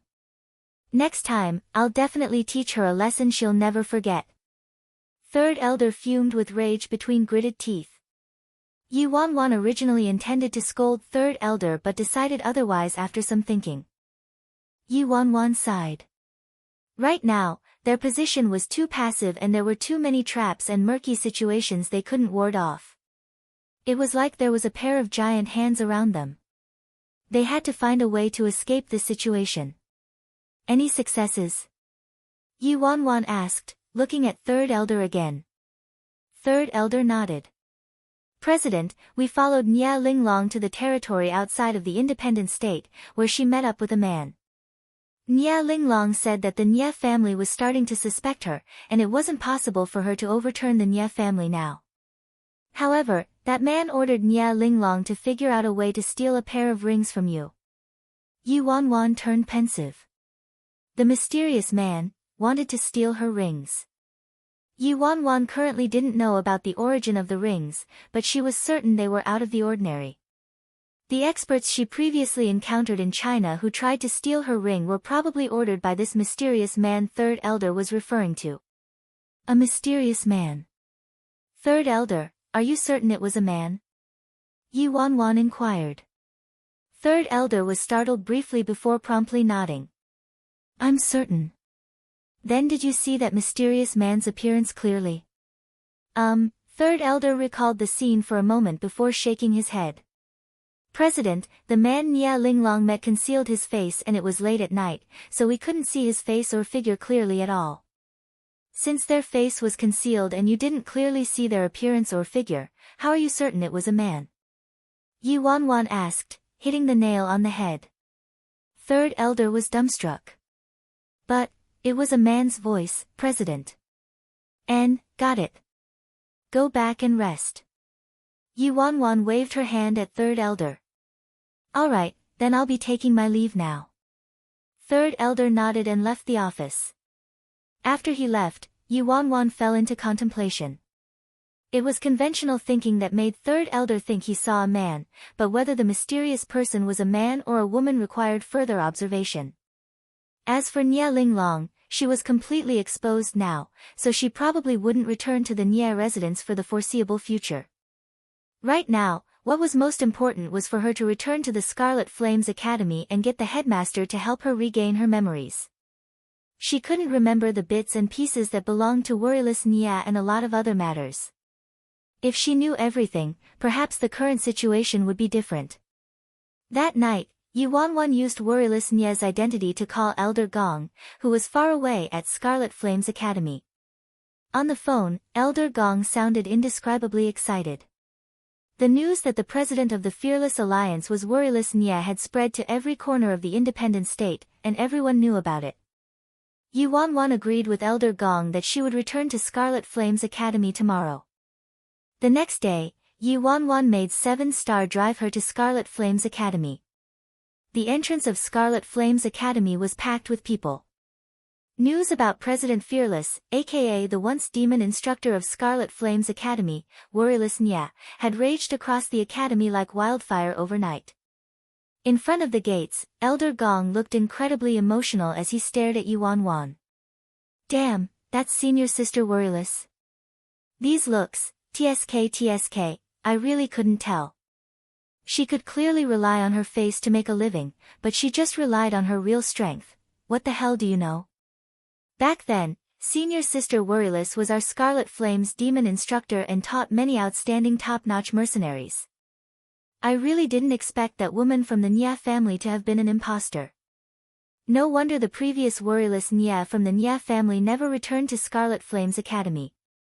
Yi Wanwan presented herself to the people with her real appearance and didn't put on any makeup. No one could have imagined that the worryless Nia standing in front of them was that incredibly ugly Yi Wanwan. Worryless, Elder Gong excitedly walked toward Yi Wanwan, unable to help himself from running his eyes over every hair on her. Master, I'm back. Yi Wanwan smiled faintly at Elder Gong. Elder Gong's voice shifted slightly. This voice, why did it sound so familiar? Yi Wanwan's voice was. However, he didn't think about it too much and immediately brought Yi Wanwan back to his residence at Scarlet Flames Academy. After a long conversation with Elder Gong, Yi Wanwan refrained from revealing her other identity and departed for the headmaster's office instead. Inside the office, the headmaster of Scarlet Flames was wearing his reading glasses and holding a pen as he read through some documents requiring his attention. Worryless is here to see the headmaster. Yi Wanwan greeted him with a smile when she entered the headmaster's office. The headmaster of Scarlet Flames immediately looked up and examined Yi Wanwan. You're worryless. The headmaster was surprised. A young woman truly changes 18 times between childhood and womanhood. You've lost your previous youth and coldness and gained some liveliness. I nearly couldn't recognize you. Yi Wanwan, headmaster, actually. I came here wanting to ask about mercenary honor points. Yi Wanwan got straight to the point. If it was worryless Nia, she believed she should have left a lot of mercenary points at Scarlet Flames Academy. Yi Wanwan previously inquired Elder Gong about this topic, but the elderly man wasn't too knowledgeable about this subject, so she had no choice but to come and ask the headmaster himself. Normally speaking, any large sum of mercenary honor points was personally recorded and saved by the headmaster. Great, worryless, you're finally back. You haven't forgotten about the 3 million honor points you owe Scarlet Flames Academy, right? The headmaster stood up and walked toward Yuan. Yuan was dumbfounded. What? Her worryless Nya identity not only lacked a large sum of mercenary honor points but she also actually owed Scarlet Flames Academy 3-something million? What cosmic joke was this? Worryless, do you still remember the mercenary points you owe? The headmaster hastily pressed when Yuan didn't speak. I don't remember it at all. Worryless? Yuan looked at the elderly man. Headmaster, have you mistaken me? I'm not worryless Nya, you aren't worryless. The headmaster wore an extremely strange expression as he stared at Yuan. I'm definitely not worryless Nya. Headmaster, look at me. How do I resemble worryless Nya? You've recognized the wrong person. Yuan hastily said. Before the headmaster could say anything else, Yuan seriously said, sorry for the trouble. Farewell. Oh, I remember now, it's Scarlet Flames Academy that owes worryless Nya at least 3 million honor points. Ah, I've become muddle-headed in my age, the headmaster mused with a shake of his head. Yuan had just stepped outside the headmaster's office when she suddenly heard that, so she immediately turned around and returned. Headmaster, I'm worryless. I've come back to see you. The headmaster glanced at her. No, you aren't. No, Sir Headmaster, I'm worryless. I'm really worryless Nya. Look carefully. Yuan urgently said. Alright, then when will you repay the 3 million mercenary points you owe to Scarlet Flames Academy? The headmaster was grinning. Fuck me. Yuan felt her lips twitching as she looked at the grinning headmaster. How did that saying go, old ginger is spicier than young ginger? This old ginger actually tricked her. Ah, worryless, 3 million honor points isn't some small sum. You should know that, right? You see how I didn't hassle you all those years when you were gone from the independent state? You must have returned here today to repay those honor points, right? The headmaster questioned her in good humor.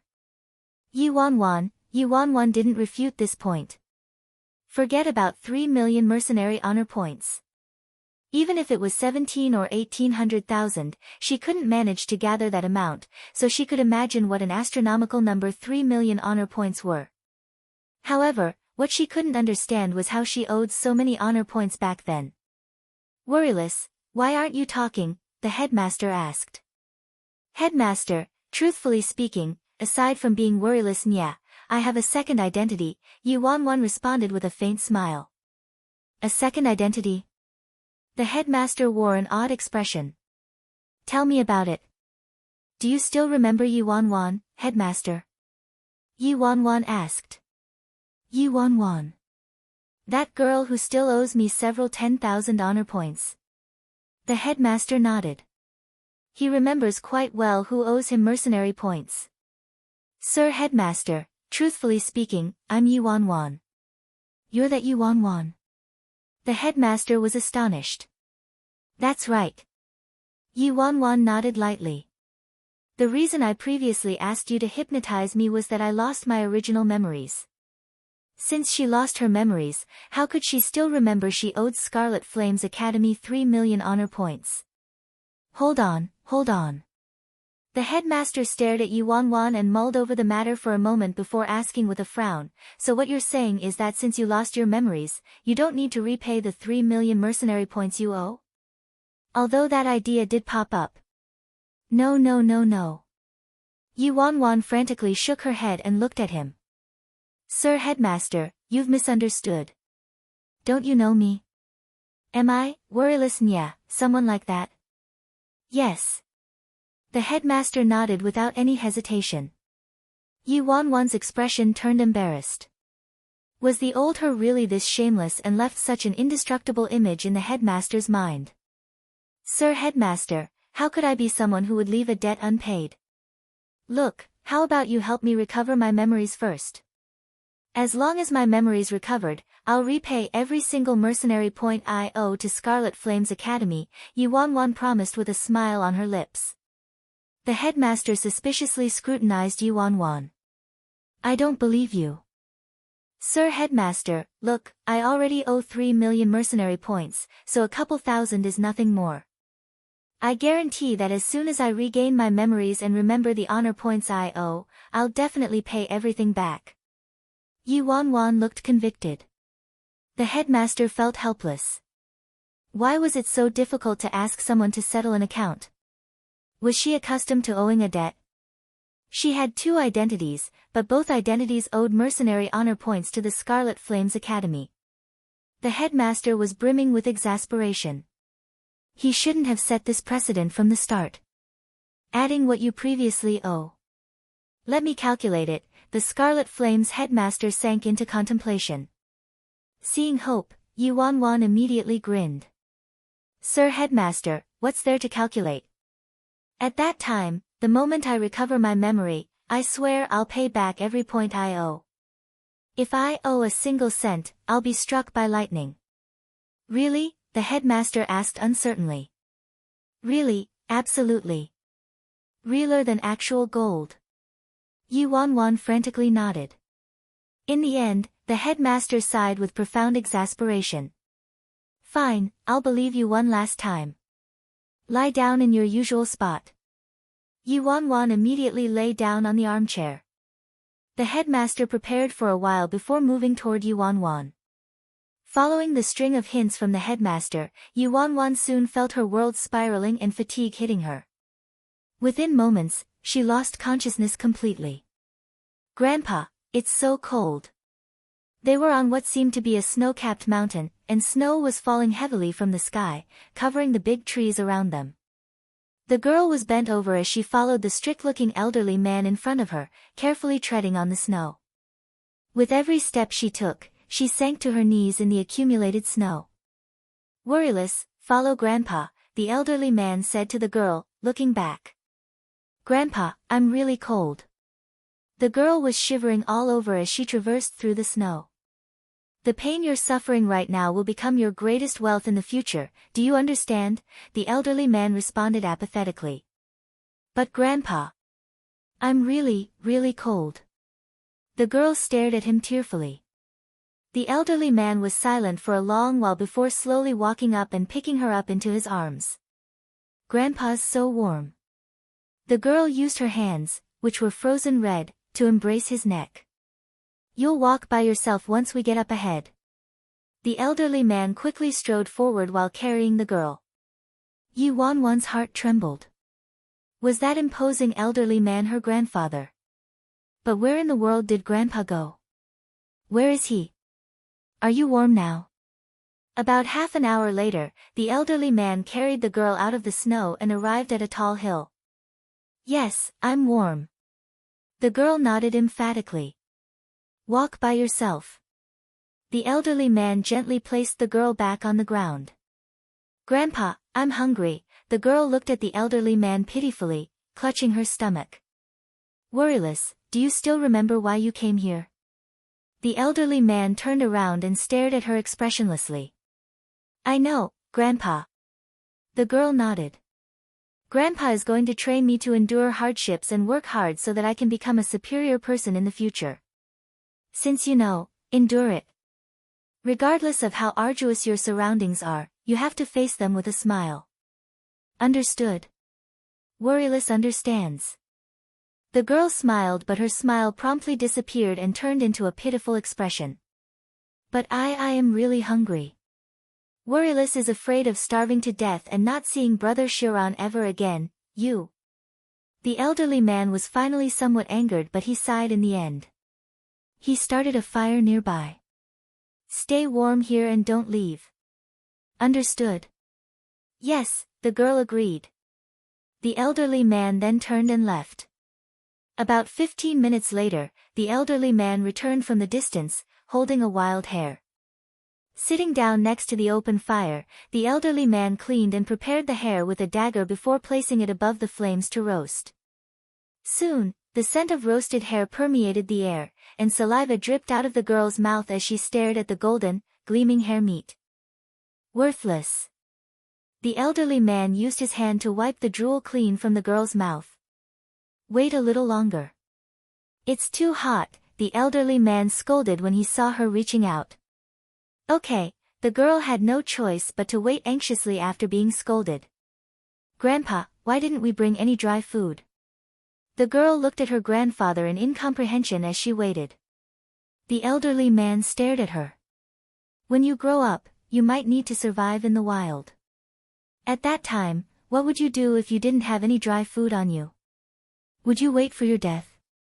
If you learn all these survival skills, even if you didn't have anything to eat or drink at that time, you could get through any desolate situation with ease. Do you understand? Worryless understands, Grandpa. The girl nodded with some comprehension. Eat. The elderly man handed the whole hare to the girl. Grandpa, you also haven't eaten for a whole day. You eat, the girl replied. Hurry and eat, I'm not hungry. The elderly man seemed to lack patience. Hearing that her grandfather wasn't hungry, the girl started drooling again as she stared at the hare. She placed it next to her nose and took a sniff before chomping down. The elderly man had extracted all of the bones from the hare already, so it was easy for her to eat it. Grandpa, I'm full. Sometime later, she spoke to the elderly man. And, the elderly man looked at the small half of the hare remaining and silently picked it up before finishing the rest of it. Late at night, inside a cave, snow was still falling outside the cave. The fire pile inside the cave was bright and warm, so the girl didn't feel cold in her spot next to the fire. When the girl was about to fall asleep, she seemed to hear weak calls for help outside the cave and also some howling from wolves. The girl jolted awake almost instantly. Grandpa, I think there's someone there, the girl cautiously said while looking at the elderly man who had his eyes completely closed. However, the elderly man didn't move, as though he'd fallen asleep. The calls for help became more and more obvious, and the girl finally scrounged up the courage and slowly treaded outside the cave. Help! Outside the cave, a little boy was panting with a face of terror. Blood was flowing from the corners of his eyes, and an astounding wound seemingly caused by sharp claws could be faintly seen. The boy was sprawled on the ground as he rapidly scooted back using both his hands and feet. However, he was merely a child, so how could he compare to the speed of a wild animal? In the blink of an eye, a snowy white wolf, whose fangs glinted chillingly, pounced at the boy with a roar. The boy's face was ghastly pale, and he still subconsciously cried for help in his despair. Suddenly, a bright light rushed into his world, and the blazing heat seemed to melt the snow around them. The girl had sprinted toward the boy's side with a burning wooden stick in hand, wildly waving the torch at the wolf. The girl was incredibly scared, but she still remembered how her grandfather once said wolves feared fire the most. The boy was stunned as he stared at this girl who was only a little bigger than her. This girl seemed to have descended from the sky. Her fearless background filled him with a mysterious sense of safety. The wolf stared at the girl intently, its tail drooping and its eyes shining coldly. Its fangs, which could rip through everything, struck terror into people's hearts. Currently, the wolf was quietly growling at her. Grandpa, I'm scared, the girl kept nervously looking back at the cave. At that moment, she was regretful.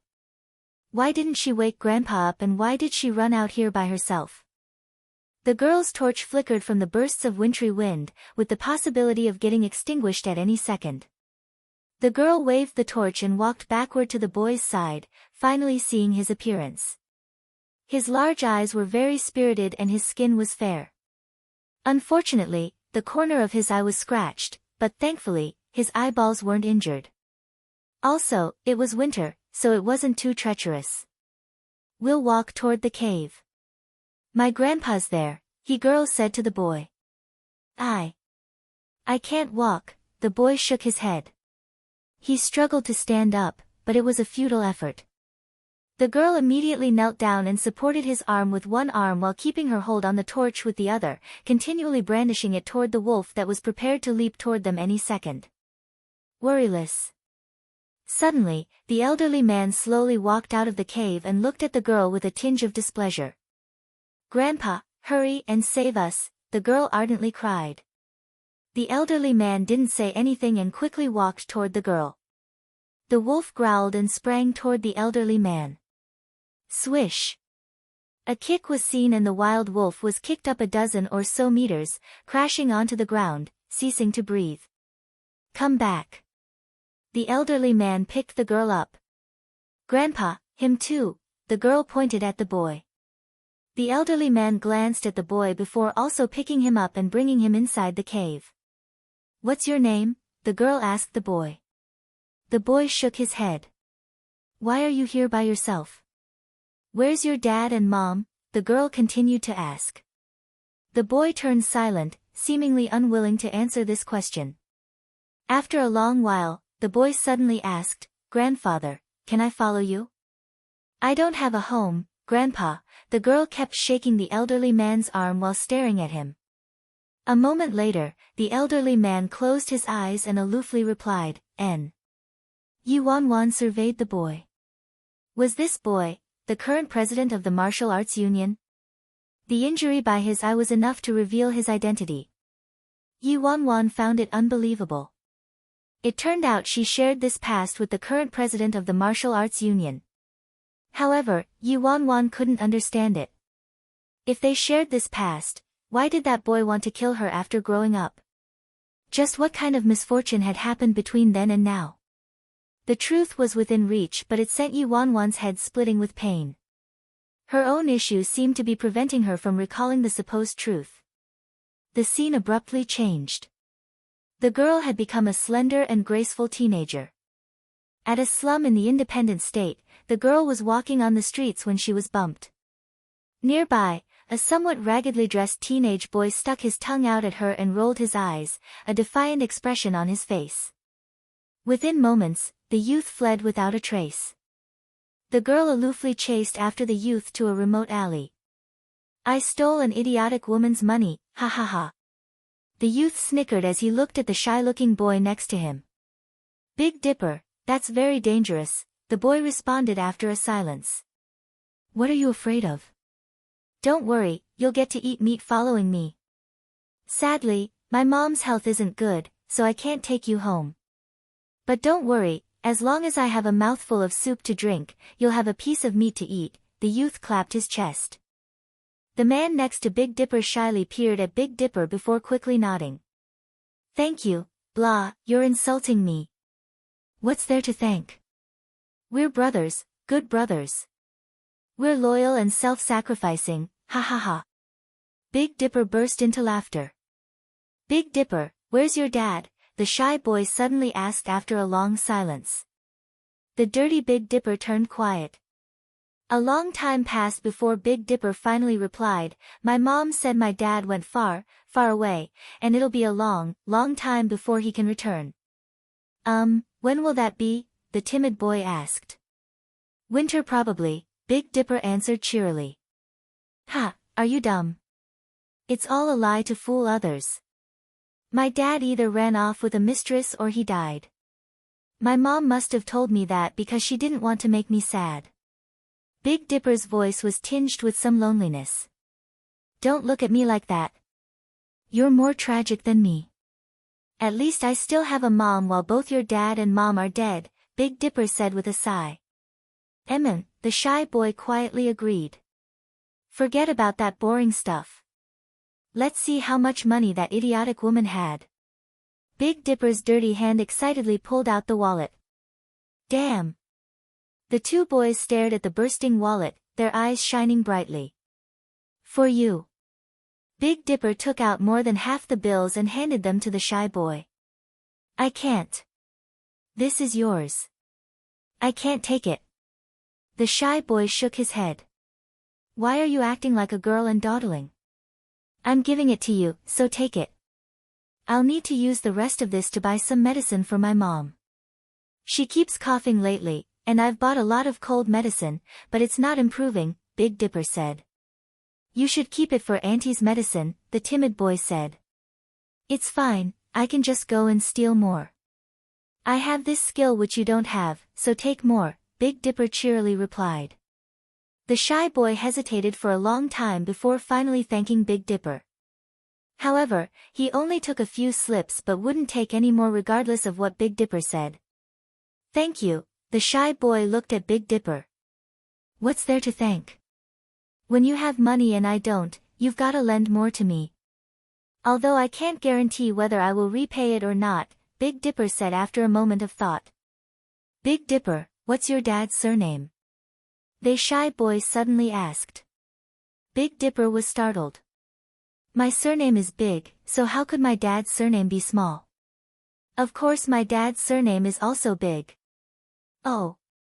Then I don't think your dad ran off with a mistress. Otherwise, your surname would follow your mom's, the shy boy analyzed. You're right. Big Dipper bobbed his head. Then my dad, he's probably dead, the shy boy said with a tone of conviction. Big Dipper looked at the other boy, dumbstruck. I think maybe you should return the money to me. How can you ask for it back once you've already given it away? A pleasant voice rang out from behind the two boys before the shy boy could respond. The duo automatically turned around at the same time. A slender and graceful teenage girl with an apathetic expression had been standing behind them since who knew when. Ah, idiotic woman. Big Dipper jolted in fright when he saw the girl and he immediately stumbled back. The girl stared at Big Dipper and suddenly shot up and pinched Big Dipper by his ear using her right hand. Don't run. I'm an idiotic woman, no? What are you scared of? Blah, idiotic woman, there's two of us and only one of you. However, as they say, a good man doesn't fight a woman, so I'm telling you, hurry and leave. Both of us are vicious criminals. There's no difference between us and monsters, so I'm telling you, hurry and flee. Otherwise, don't blame us for bullying a woman. My clean knife will come out red. Big Dipper threatened while wailing. What an intimidating threat, the girl said with a grin. Good. As long as you know to be scared. I won't say it again. Hurry and flee or else I will attack. Big Dipper shouted. What are you waiting for? The teenager asked cheerily. 7-star, leave first. My attacks are vicious, so I'm afraid of scaring you. Big Dipper said to the other boy. 7-star, idiotic woman, release me if you have the nerve. I'll show you how fearsome I am. Big Dipper tried to kick the girl but made contact with the air. Alright, as you wish. The girl released Big Dipper's ears and took a step back. Big Dipper rubbed his ear and looked at the shy youth. 7-star, you saw it, right? I told her to release me, and she had to release me. In my domain, who doesn't show me respect? 7-star, little brother, you're quite interesting. The girl chuckled lightly. Blah. Who's your little brother? Call me Lord Big. Big Dipper harshly rebuked. Then Big Dipper screamed and dashed toward the girl, his body turning and sending a kick into the air. Read more chapter on our VIP novel. The girl stood unmoving in her spot, and Big Dipper didn't perform this kick well. One careless move later, he didn't kick his intended target and fell onto the ground himself. Ha, this move seems quite difficult, the girl remarked. I'll spit in your face. I, Lord Big, am just soft-hearted and think you're pretty good-looking, so I was being kind to a girl and was afraid of killing you, Big Dipper scoffed. Before the girl could respond, Big Dipper sighed and added, forget it, forget it. Seeing how young and pretty you are, I'll spare you today. Don't make me see you again from now on. I'll give you a beating every time I see you. Don't think I'm joking with you. Big Dipper sprinted to the front of the shy youth. 7-star, give me some face today and let this idiotic woman off easy. Let's go. The shy youth, alright then, don't leave. Let's chat some more. The girl chuckled and took a step forward, blocking the two boys. Fine, fine, fine, Big Dipper stared at her. Idiotic woman, it's you who forced me. In truth, you're old and ugly. You ugly freak. Big Dipper coldly continued, since it's like this, I'll show you my true strength. I'm waiting. The girl smiled aloofly. A second later, Big Dipper headed toward the girl with a dark expression and snorted. Are you ready, idiotic woman? The flowers are wilting from the weight, the girl replied. The next second, Big Dipper dropped down onto his knees with a plop and prayed with his hands above him. Ahaha. Sister, beautiful elder sister, I was wrong. Please pardon this humble fool for my mistake. Spare me. Beautiful sister, look at how young I am. As they say, who doesn't have a period of arrogance in their youth? One day, when I make a comeback, I'll definitely massacre those who've done me wrong. Aya, don't pinch me. I'm kneeling for you already. While Big Dipper was speaking, his ear was attacked again, pinched between the girl's fingers. Don't bully Big Dipper. At that moment, the shy youth ran over and stared at the girl menacingly. What's the relationship between you two? The girl inquired out of curiosity. We're brothers, the shy youth vehemently declared. Big sister, he's still young, so be the bigger person. How about I write you an IOU and we'll let it pass? What do you want to do, huh? I have someone above me. If you dare to hurt me, someone will definitely seek you out for revenge. As they say, when will an eye for an eye ever end? Why don't we raise a glass to the sky instead? A glass for you and a glass for me, and let's get drunk together. The girl glanced at Big Dipper. You might be an idiot. Big Dipper was startled. How do you know? My mom also said that. He's not an idiot, the shy youth cried agitatedly. The girl suddenly released her hold, returning freedom to Big Dipper's ear. Why are you stealing? She asked. I have a skill, so how wasteful would it be if I didn't use it? Big Dipper hastily replied. The girl, we don't have any money. I haven't eaten for a long time. He's unwilling to go home, so he can stay with me, the shy youth mumbled sometime later, his head lowered. Where's your dad and mom? The girl turned to the shy youth. They're both dead. The shy youth's voice was soft. What about your dad and mom? The girl looked at Big Dipper. TCH, my mom's health isn't good, and my dad ran off with a mistress. What about it? Big Dipper asked. The girl stared at Big Dipper, confusion on her face. His mom's health wasn't good and his dad ran off with a mistress. What in the world was he so proud about? No, Big Dipper. Your dad's probably dead, the shy youth corrected seriously. Damn you. Your dad's dead. My dad ran off with a mistress. Big Dipper pursed his lips. My dad is dead, that's right, but your dad definitely didn't run off with a mistress. Your dad is also dead, the shy youth said. My dad ran off with a mistress. Big Dipper looked worked up. All right, enough. The girl immediately interrupted their conversation and looked at Big Dipper. Your dad ran off with a mistress. That's right, my dad definitely ran off with a mistress. Take my word for it. Big Dipper nodded vehemently. Do you two plan to keep stealing for the rest of your lives? The girl asked. Ha, he doesn't have that skill, so of course it's going to be me doing the stealing. Big Dipper looked rather proud. Then you two can follow me from now on. The girl smiled. This way, your mom will have money to treat her illness and you two can also live better. How about it? Sister, will we be full every day? The shy youth stared at her intently. That'll depend on whether you work hard or not, the girl replied. I can bear a lot of hardship. 7-Star hastily responded. Wow, are you telling the truth? If we follow you, we can earn money for my mom's treatment. Big Dipper also asked. Of course. The girl nodded with a smile. Then it's a yes from me. Big Dipper nodded immediately. Sure for me too, the shy youth echoed. Let's go. I'll take you to your new home.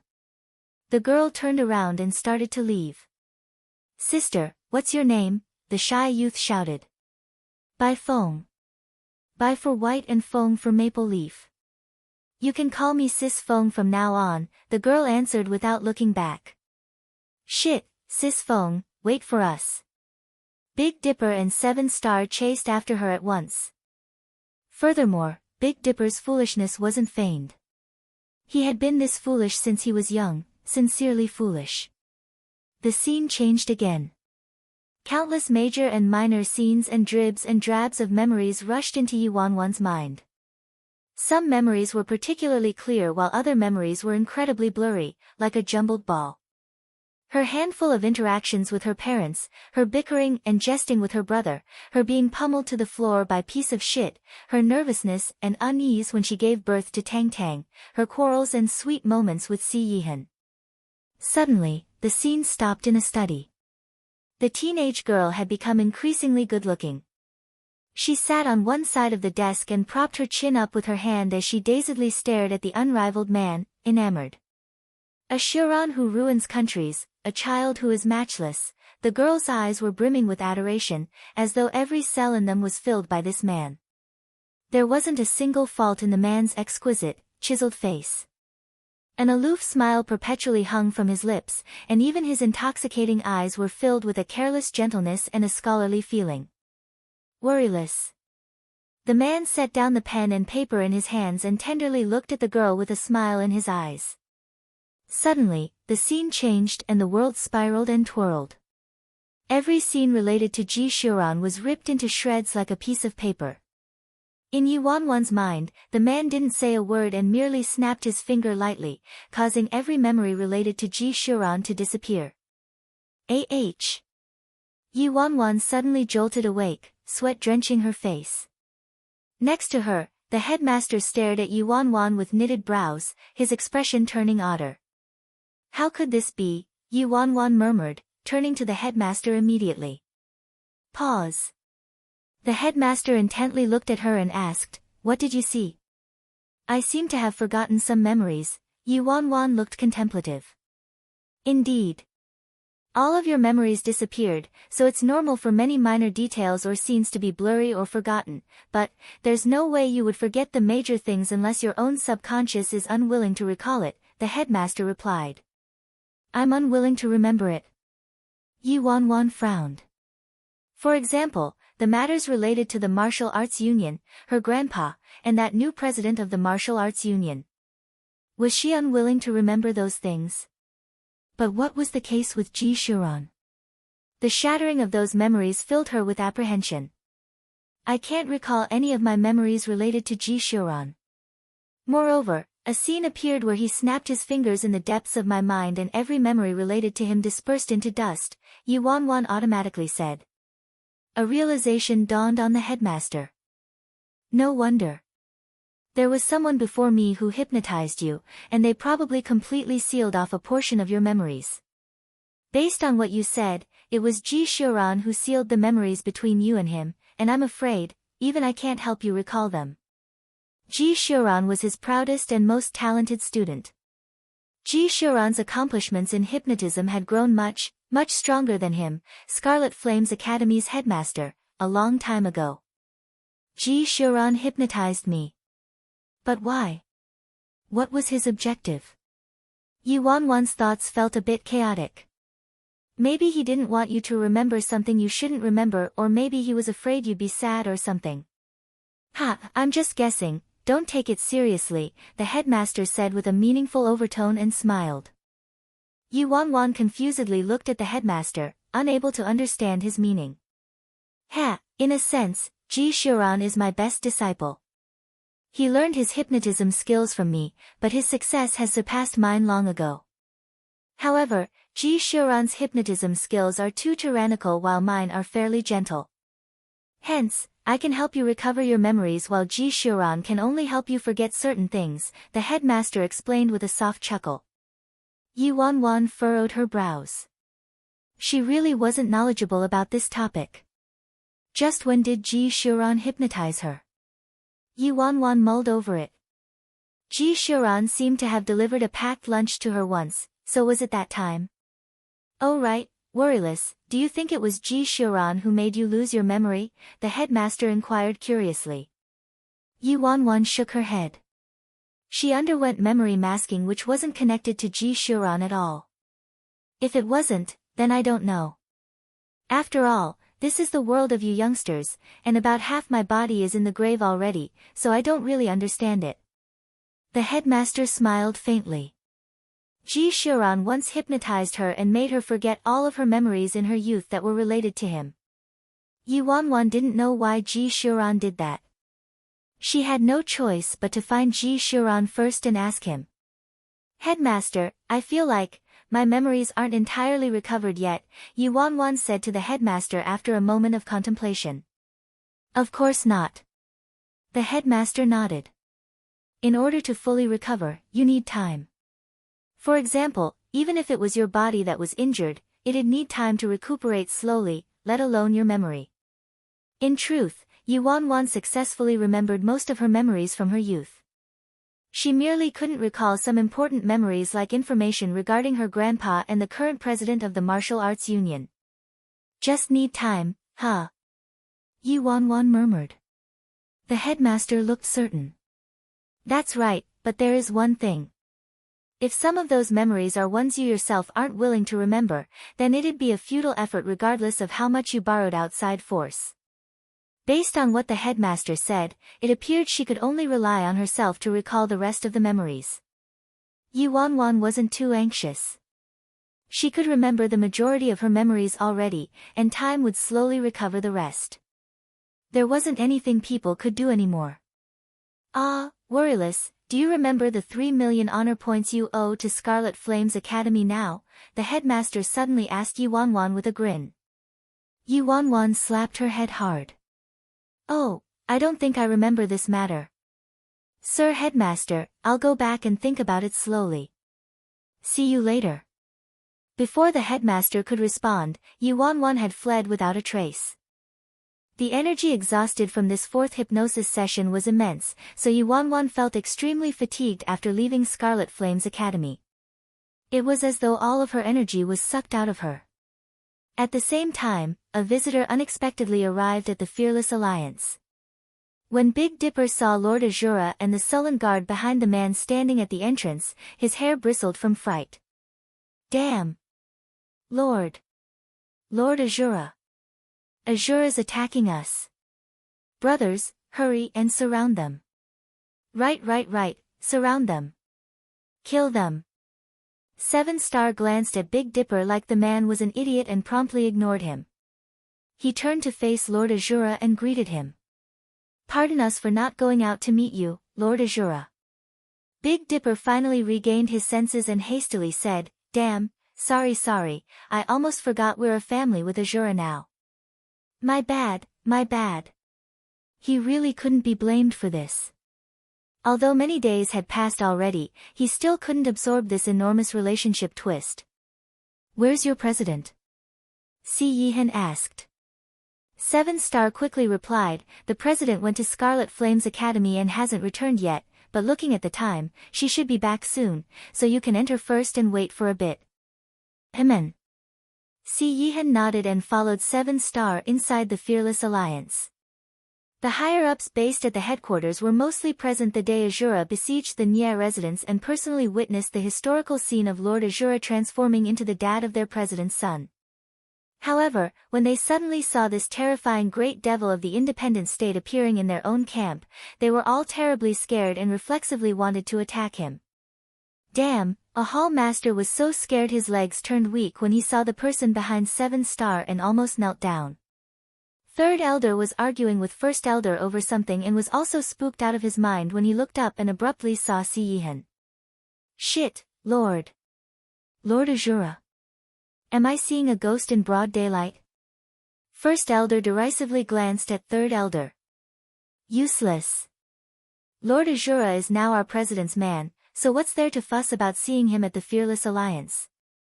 Third Elder lifted First Elder's hand. A glinting concealed weapon was grandly sitting in First Elder's hand. Third Elder angrily rebuked, You old fart, you got so scared that you're holding a weapon, so where do you get the gall to criticize me? First Elder, ahem, it truly was a conditioned reflex, conditioned reflex. That was the leader of Azura. His notoriety spread far and he was famous for his brutality. People said this man was mercurial and tempestuous. He killed people like he was scything flax and was bloodthirsty and sadistic in nature. He even had a horrifying fondness for eating human flesh and drinking human blood. The people of the independent state normally had the saying, "If you misbehave again, I'll tell Lord Azura to capture and eat you," to scare children, showing just how deep-reaching Lord Azura's infamy was. Since the ferocious battle between prison and the martial arts union, Azura's bloody fighting force had left behind an indelible impression on everyone in the independent state. However, speaking of this, they suddenly understood something. Realization dawned on Third Elder. Speaking of which, during the battle with prison, all the other factions suffered disastrous casualties, and only our fearless alliance had the lowest fatalities. Back then, I merely thought we were well informed and acted shameless enough and hid fast. Thinking back on it now, it turns out it was because our president had an adulterous affair with Lord Azura. First Elder said, calculating back from our young president's age, the president did seduce the Lord Azura then. Third Elder, damn. Our president's taste back then, First Elder, it was too heavy, she actually dared to sleep with even Lord Azura. And even dared to hide his child for so long. Thinking about it, the scariest person in the independent state should be their president instead, no? 7-Star led Lord Azura to the VIP room and quickly had someone serve some refreshments. Please wait for a moment. Our president should return in 10 minutes, 7-Star said. Even though 7-Star was trying his hardest to calm himself and suppressing his fear, having to stand so close to this man already caused a layer of sweat to drench his back in these mere minutes. As for Big Dipper, he'd hidden far, far away without any sense of brotherhood a long time ago, saying as he left, "Ah, old 7, I'll leave this honorable and difficult mission to you." This man clearly had such a handsome face, but his menacing aura was seriously too intense. He accepted the most supreme position in Azura at a young age and became Lord Azura. He was able to keep those vicious hellhounds in Azura submissive and obedient, so how could he be a benevolent person? His methods back then struck terror into the entire criminal underworld of the independent state. Even now, 7-Star couldn't figure out why Sis Feng would like someone like this. Lord Azura, please have some tea." The subordinate who came to serve the refreshments was sweating profusely and his hands were trembling with fear. When the subordinate placed the tea down, his hands slipped and accidentally spilled all of the tea onto Si Yihan's clothes. "What are you doing?" Jiang Yan angrily rebuked instantly. The subordinate had turned completely stupefied and his face was drained of color as he knelt down with a plop. "Spare me, Lord Azura. Spare me, Lord Azura. I didn't do it on purpose," 7-Star also hastily said, "Please forgive him, Lord Azura. It wasn't intentional." Si Yihan's slender fingers lightly brushed away the tea leaves on his clothes before he peered down at the terrified subordinate and the nervous 7-Star. Sensing the man's gaze, the subordinate was about to suffocate from his panic, his head about to be buried into the ground. Don't kill me, Si Yihan aloofly asked, "Are you both also this nervous when Emperor Ji normally visits?" The kneeling subordinate instantly thought, no way. Emperor Ji is gentle, kind, and charitable. Everyone in the independent state knows he doesn't have any weird hobbies of randomly killing people, so how could he be this frightening? 7-Star astutely detected that this man's question was fairly dangerous. 7-Star clenched his sweaty palms and tried to calm himself down as he replied, "Emperor Ji hasn't come here before." "Nope. Non-existent. Emperor Ji has never been here." Si Yihan didn't say anything and merely stared at that terror-stricken subordinate, his eyes devoid of emotion and his thoughts unknown. The higher-ups who watched the situation from afar were also soaked in sweat and didn't dare to even breathe loudly. They were afraid that this great devil in front of them would really go on a murder spree at the slightest displeasure, as the rumors said. Rumors said Lord Azura massacred an entire city simply because someone gave him a second glance. Rumors said he could mercilessly kill even his confidant and wouldn't spare that confidant's infant child simply because that confidant knocked over his teacup. Rumors said this man was an inhumane monster. There were truly too many scary rumors regarding this man, so people couldn't be faulted for being afraid at the mere sight of this man. It was over, that guy was probably going to die here today. Damn, what should we do? Who will go salvage the situation? Are you kidding me? Who will go? Will you go? When that kneeling subordinate felt his eyes about to roll back and he was going to faint, buoyant footsteps could be heard behind him. Yi Wanwan had increased the speed of her driving the moment she received a call from 7-Star. When she hurried to the VIP guest room, she really saw her baby. Her eyes shone as she sprang towards Si Yihan. Baby. The girl's melodious and glutinous voice was like an icebreaker and shattered the chilly ice around him. It was as though clouds were dispersed from the man's eyes and rays of the sun were sprinkling down from the sky. A second later, before the man could react, a fragrant softness had securely glued itself into his arms like a ball of cotton candy. Yi Wanwan had one knee knelt on Si Yihan's thigh while her arms intimately hooked around his neck. She bent down and smacked a kiss on his face, her eyes joyfully shining. Baby, why did you come? Did you wait long? When the members of the Fearless Alliance saw their president rushing in like a gale, they felt like they were watching a savior descending on the world. The kneeling underling especially. He was looking at Yi Wanwan like she was a living guanine. However, when they saw their president throw herself into Lord Azura's arms so girlishly and kiss the great devil's face, their expressions were petrified and they couldn't believe their eyesight. This scene was seriously too freaking, mind-blowing. Si Yihan's gaze had fully shifted from that subordinate to the girl. He supported her waist with one hand to keep her steady and safe from falling before replying, "Just got here. Not too long. Damn, I had business at Scarlet Flames Academy today and had to deal with that old headmaster for half a day. I'm dying from exhaustion, so hurry and kiss me." Yi Wanwan glutinously asked for kisses and comforting. When Si Yihan saw the girl's complaining expression, the vivacious and bright light in her eyes, and her earnest joy and affection when she saw him, the destructive emotions that rushed up from his heart and nearly drowned him moments ago instantly vanished. He reached out and lightly patted her head with his broad hand before leaning down and pressing a light kiss on her forehead, an extremely treasuring, extremely gentle kiss. As though he was treating her like the most valuable treasure in the world. When the members of the Fearless Alliance saw their president daintily gluing herself to the Great Devil and kissing him, they were stunned. When they saw the Great Devil speaking softly, carefully comforting and tenderly kissing their president, they were horrified. Even Big Dipper and 7-Star, who'd been with Yi Wanwan for ages, suffered a colossal shock. Si Yihan kissed the girl but promptly remembered something and suddenly pushed her away. What? Yi Wanwan, who was pushed away, was instantly displeased. "There's water on my clothes." "Don't touch it," Si Yihan replied. Only then did Yi Wanwan discover the tea stains all over Si Yihan's clothes and the subordinate kneeling nearby. The atmosphere was rather tense actually. It didn't require much thought for Yi Wanwan to guess what had happened. Yi Wanwan raised that subordinate by the back of his lapels. "Get up. You just accidentally knocked over the tea, do you have to be so scared? My baby is such a gentle and good-tempered person. Do you think he would eat you?" The picked-up subordinate was dumbfounded. "Gee, gentle?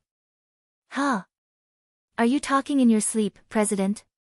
Yi Wanwan irritatedly kicked him away. "Forget it. Seeing as he splashed the tea and did a good thing, I will make allowances for him this time." Yi Wanwan quickly turned and picked up Si Yihan's hand while beaming brightly. "Baby, look at you, your clothes are all soaked. Let's go. I'll take you to my room to change your clothes. Tisk, seeing that you've done something good, I'll spare you. Leave already." That subordinate was kicked out with a dumbstruck expression. He had no idea what good act he performed. "Didn't I get into trouble?" The subordinate wiped the sweat from his forehead. This was too freaking scary. The president had to be making an excuse by saying he performed a good thing since she couldn't bear to see him punished. Yes, that must be it. President, Sir Lord Azura, I'll leave now. I won't disturb you anymore. Then that subordinate and the rest of the Fearless Alliance watched their president trying to abduct Lord Azura into her room like the big bad wolf, using the pretext of having him change out of his wet clothes. Everyone's expressions were indescribable. They never expected their president to interact with Lord Azura like this. Their president was seriously impressive. She could hit on such a frightening man. Her taste was simply matchless. A second later, everyone's line of sight swished toward Lord Azura. That apathetic man didn't move and remained seated in his spot, his gaze pausing on the girl's face for a second before coolly replying, "No need. It's fine." The members of the Fearless Alliance all clicked their tongues with unsurprised expressions. See? She got rejected as we expected. Lord Azura possessed a scary mind, so how could he not see through the president's petty tricks? Yi Wanwan didn't mind and continued with a grin, "Let's go. I happen to have bought a new outfit for you, so I can help you change into it in my room." Si Yihan paused for a brief moment before he answered, "All right." Then Yi Wanwan directly led a certain someone upstairs. The members of the Fearless Alliance. Inside Yi Wanwan's private lounge, "Where are the clothes?" Si Yihan surveyed the room. "There are no clothes." "I lied to you." Yi Wanwan replied without a flush of red and pounced on him, pushing him onto the bed. Si Yihan, Yi Wanwan, a hug. After leaving Scarlet Flame's academy, her mood was indeed rather heavy. However, it improved a lot as soon as she saw Si Yihan. Si Yihan looked exasperated.